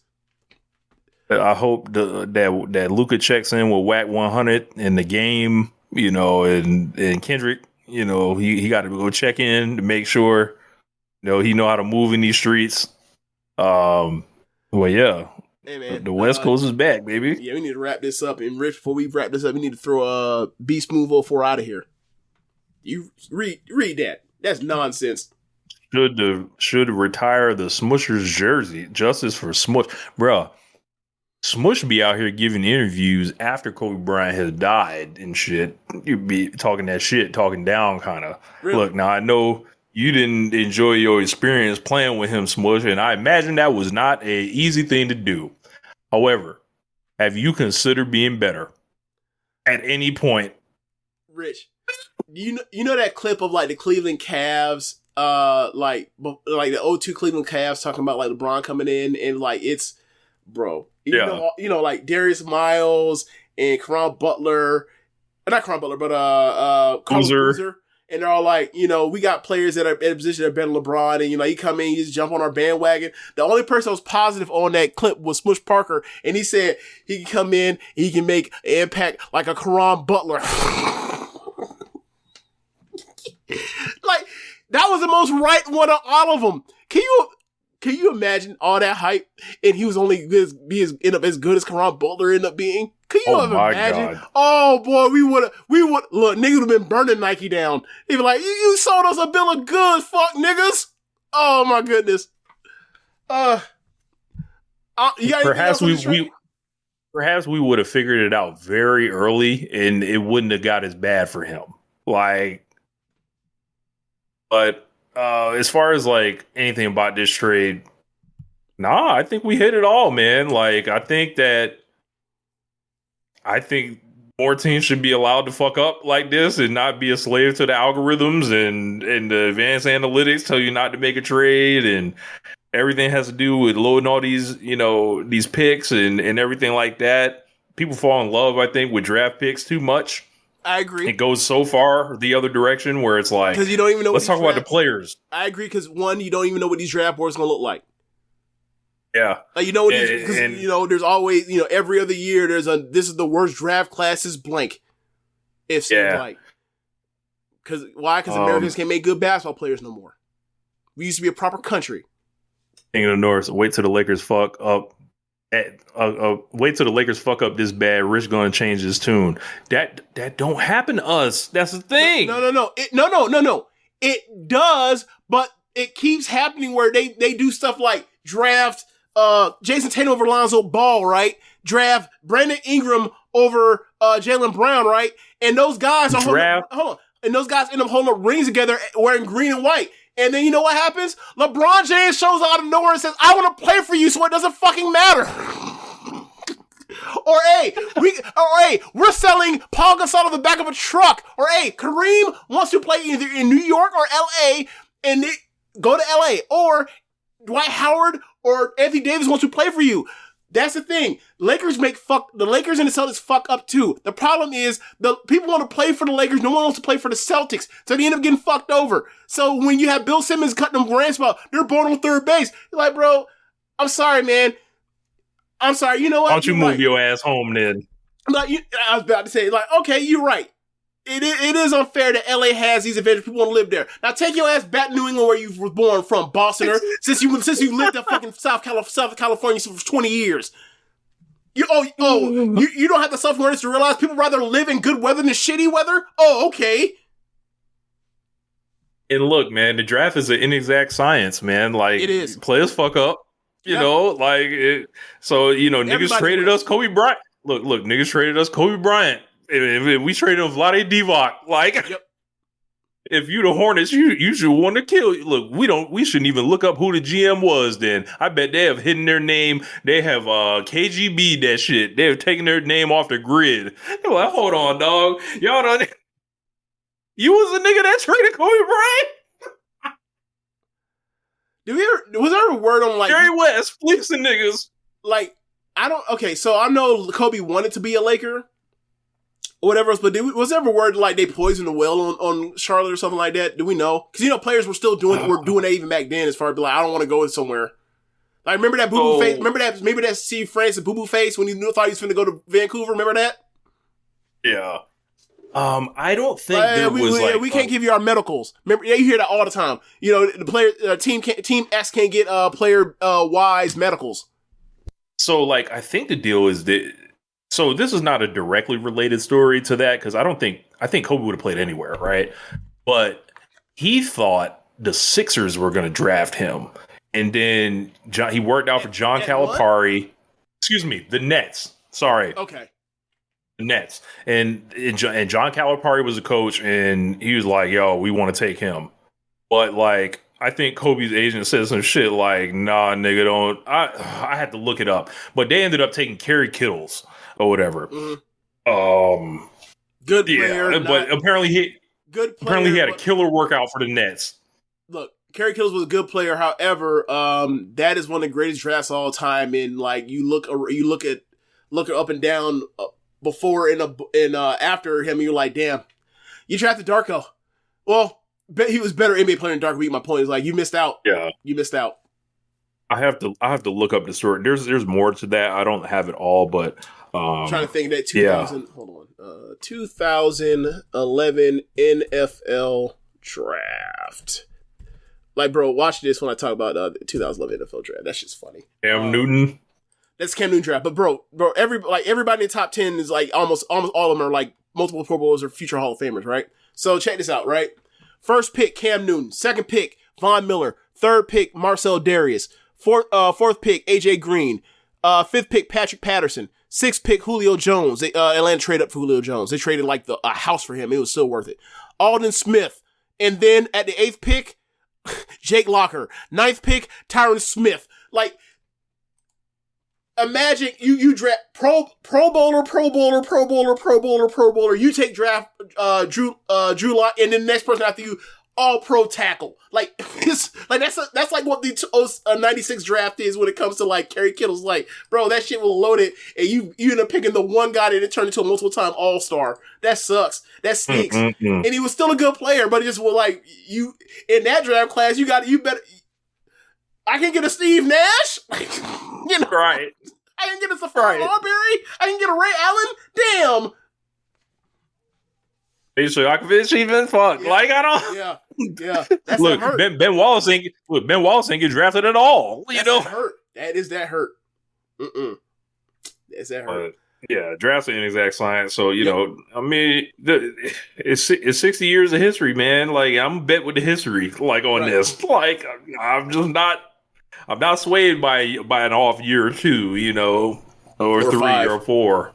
Or 5, you know, I'm not swayed, but well, it was really 7. Well, we back. Okay, so post Kobe. Okay, Kobe tore his Achilles in 2013, right? Yeah. All right, 14, 15, 16, 17, 18. So 5 years. At least we still had Kobe though. We had something to believe in. Shit. I know. Well, yes, but like they were fucking up the draft picks. Like if they had, like they were, like you know that year when he missed, how many games did he play after he tore his Achilles? When he came back, was it like 10? He played 16? 36. No, he played 6 games, and then he played 36 games the next season. Okay, so he played 6 games in 2014. It's like, all right, there's your. I don't know what their draft pick was for the 14 draft. Julius Randle. Okay, Randle ended up being a good player. Didn't become the player that he was going to be until after the Lakers. But like, that's a productive player. But like, if I go to look through that draft, there might be people better than him or whatever else. But that was a good pick. Whatever, that's fine. You landed. Good to Jokic. He went the second round. No one knew he was going to be that good. I know. Like, you know what I'm saying? Like, it's inexact science as you mentioned, right? Like, Jokic went second round. He's about to win 4 MVPs in 5 years like he's LeBron James. You know what I'm saying? So, yeah. 3 in a row. Should have won 3 in a row. Yeah. They want us to talk about Kendrick Lamar winning 5 Grammys off Drake ass. I think we can sum this up pretty quickly. Okay, so Song of the Year, Record of the Year, Best Raps Performance, and what else? Best rap song. Okay. And there was one more. I saw he had like 5 Grammys, but I don't know what the 5th one was for.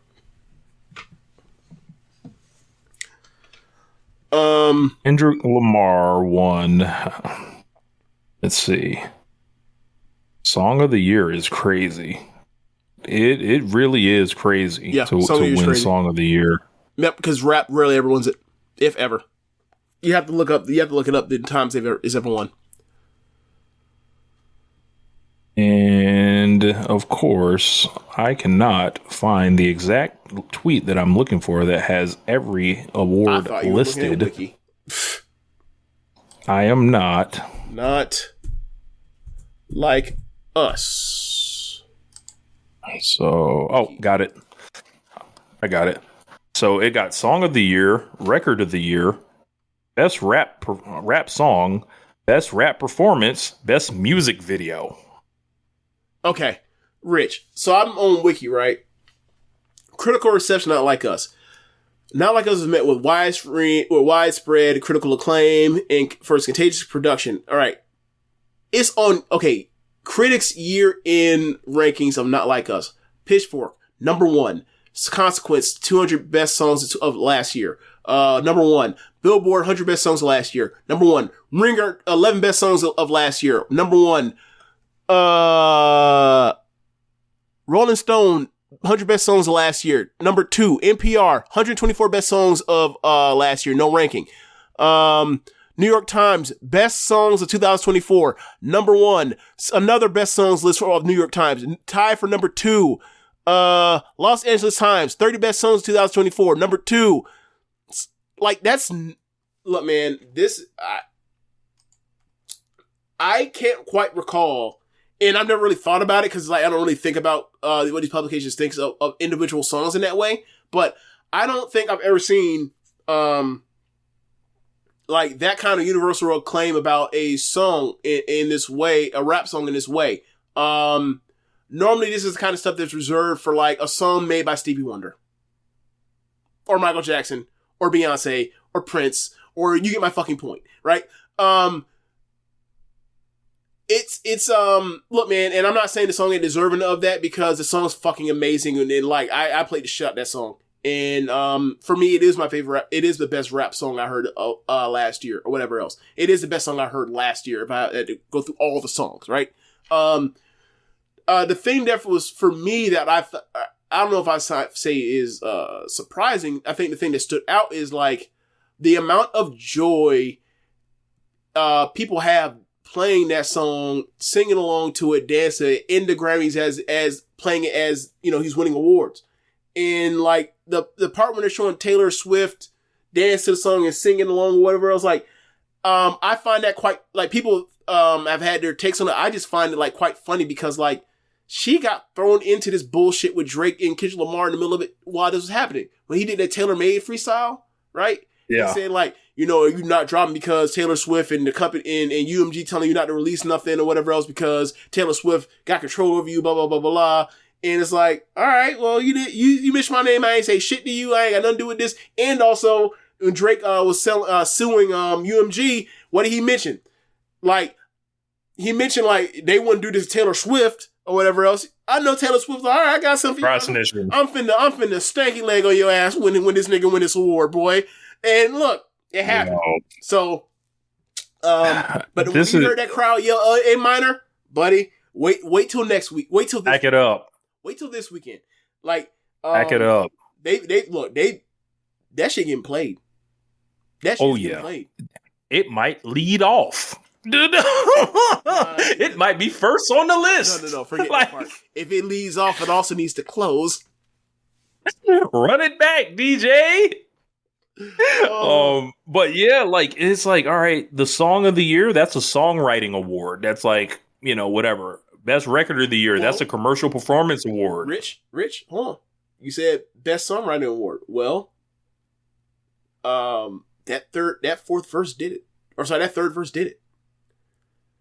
That was so cutting, that Atlanta verse. It is. It's you can't argue with that. Bro, he on Friday, this man dropped Family Matters. Drake drops Family Matters. Says you about to get the slaves freed.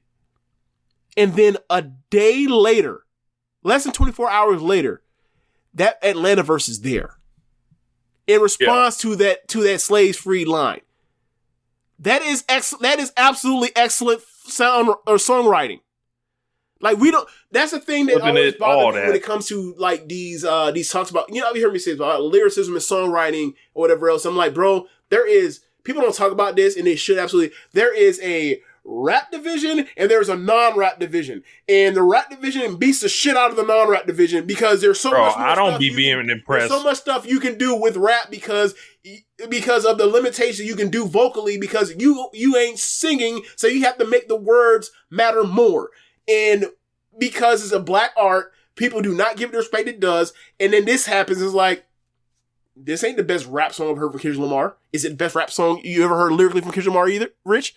Bro, it's not even my favorite song of the beef. That's my point. So that's my point. It's like, this is just one of those things that go to show you, like, this is what rap is at a certain level. It just doesn't get the respect it deserves because of anti-blackness. Because there's so few of these motherfuckers that are walking around doing it like this, and that they let through the door. That's also true. But but even though there's very people that have ever rapped at that level at a commercial rap at a major label level or whatever else, there have also been people that like are kicking the dog shit out of people that are like considered some of the all-time greatest songwriters in the non-rap division, and they don't get credit for it. I just like pointing that out every chance I get. Best music video, best rap song, best rap performance. This is like, yeah, man. Like this is a bad night for Drake. This is another in the long line of L's in this beef that is like, Andrew just opened his mouth. Somebody go hand him a Grammy right now. Well, they listen, buddy. Like they hand him 5. So like, I don't even know what the argument for Drake is if you're going up for Drake. It's on. We ain't even talking about him suing the nigga or the record label over this. He's suing Universal instead of Kendrick Lamar, saying that they have pushed this record with bots and that third, and I believe they did. You got to sue the Grammys too now, right? I was making a joke about that, but yeah, you stepped on it. But my bad. Fuck it. It's like, yeah, man, this is. Bots absolutely were involved in. Bots are involved in all these artists' shit, right? Like, let's not play fucking pretend. I said artists. All these artists, shit. Like, let's not play pretend. And Drake also benefited from the same system. So it's like, all right, well, now we have an academy of voters, that are also like in the game and are aware of the nonsense or whatever else, and our music critics, whatever else, all these different backgrounds. And when they still voted they still voted in majority to give this thing that was dunking on your fucking head top, all these awards. That has to hurt. They can't watch the award show. Imagine if he was watching that shit. Nothing that's changed. I get off the plane and head to Delilah with all of my ice. Hey, bro, the people that in Delilah with you, they voted for not like us to rebuke you as well. They said the best song of the year, or some of the best songs of the year, different genres, and also performances and songwriting was in this place where you think you it's sweet. It's like, all right, well, even in Beverly Hills, they dancing on your head top. And you seen today, Drake tried to drop like a trailer for him and Party Next Door, putting out their little singing album or whatever, right? Notice the timing on all this shit, right? After the Grammys, before the Super Bowl or whatever. It ain't working. They don't want, go away. Go away, fuck nigga. Go away. Is he still still doing the Australia thing? I heard them tickets was not moving like that. Really? Yeah. Oh yes. Is this worse than what happened to Ja Rule? Drake's too big to fail, but Ja Rule didn't have 100 million people calling him a pedophile. I'll say this. What happened to Ja Rule went out with honor. Ja Rule didn't sue nobody. Ja Rule made a lot of hit records, a lot of good music, and then somebody stole his own style and became him. Like, and ultimately, hip hop at large and his listeners, and when we redo history, we should be a lot kinder to Ja Rule in hindsight. What did Ja Rule answer him with? Bars, songs. Now, people didn't really want to hear him all that much and all that, right? Well, except for New York. That Blood on My Eye, that joint went. I'll say that. But it was too late in the game by that point. He made a lot of his own mistakes, like oversaturating, the love songs, and he made it easy to be mocked, essentially. And then he made all the wrong enemies too. Like there is a kind of thing where Eminem, Busta Rhymes, 50 Cent, Dr. Dre on his ass, and then it's like all the industry on Drake's ass now. There are elements of making the wrong moves. However, Ja Rule ain't never stepped in the foot in the courtroom like, yeah, let's hold a law about it. Like, no, absolutely the fuck not. Like, and not only did he not do that, 50 Cent put the order of protection against him. So like we should probably be kinder to Ja Rule. I guess. I guess isn't like I don't like definitely he was more honorable than Drake. I just think like, hey man, like you win or you lose these things. Sometimes you win, sometimes you lose, and then you move on. Like it happens, and like it's sometimes all in how you carry it. Sometimes while you are able to move on or you want to move on, the public does not allow you to move on, and they leave you there. And that's what happened to Ja Rule. He got left in the mid 2000s, and that's a part of the game. What Drake is doing is like, he's not accepting the loss. And by him not accepting the loss, he's making the public keep remembering that he lost. And it's like, hey man, stop. You're moving like a degenerate, James. Everything you say is distasteful. He's moving like a child. It's petulant. It's like, you know how kids like play games with each other and then like they've changed the rules over and over and over again so they can win.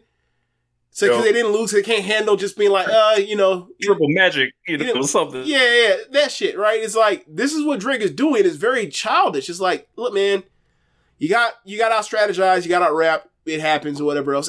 You should know this by now. It's happened to you before. But this time it's happening against a guy that's actually on your level, so people are actually paying more attention to it. And all right, move on to the next thing. He ain't moving on because he keep bringing the shit back to the light. They're like, he's suing people. It's like, or he's suing companies, and it's like, this shit lame. It's just lame, and he's done a lot of damage to his perception of, regardless of what you thought of his music, whatever else. There were people out there that thought he was cool. It wasn't us on One Nation Radio necessarily, but there were people that.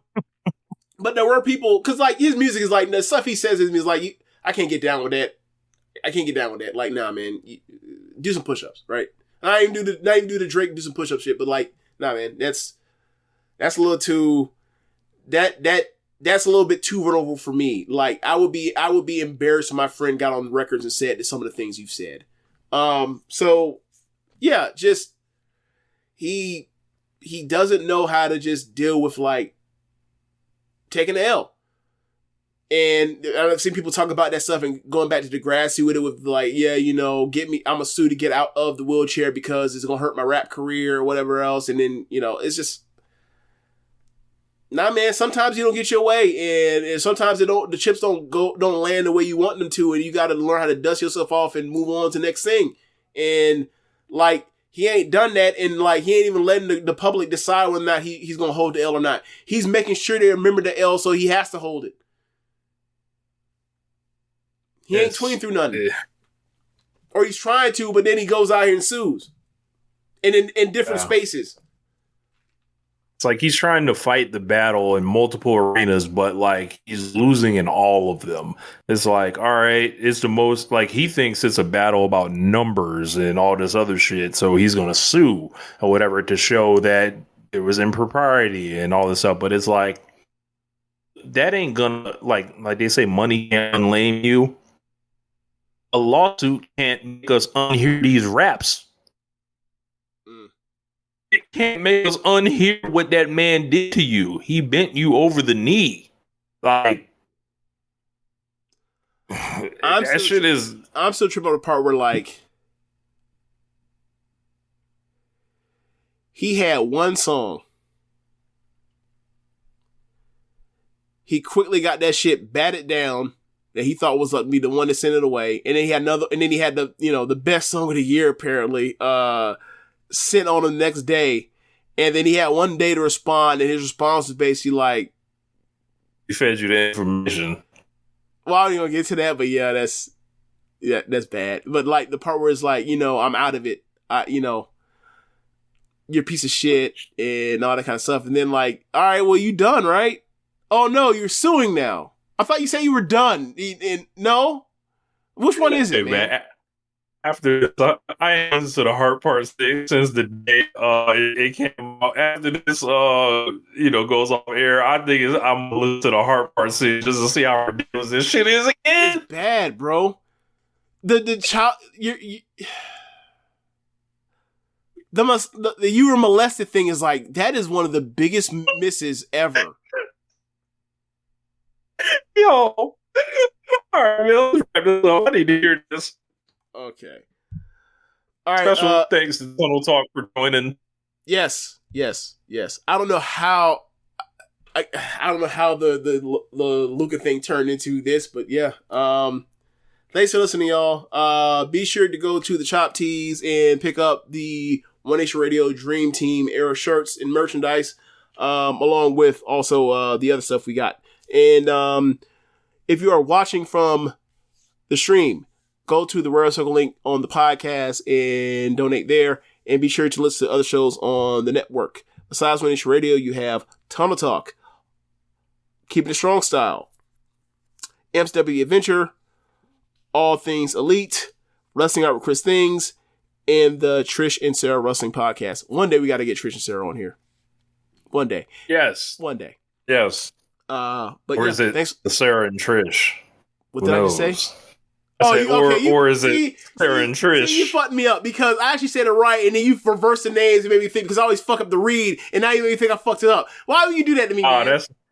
That's a rib on them, because like they were talking about their show names. They said, why didn't you name it? I think someone asked me, why didn't you name it Sarah and Trish? And then it snowballed from there. That could be upsetting to people's egos. Anyway, love y'all.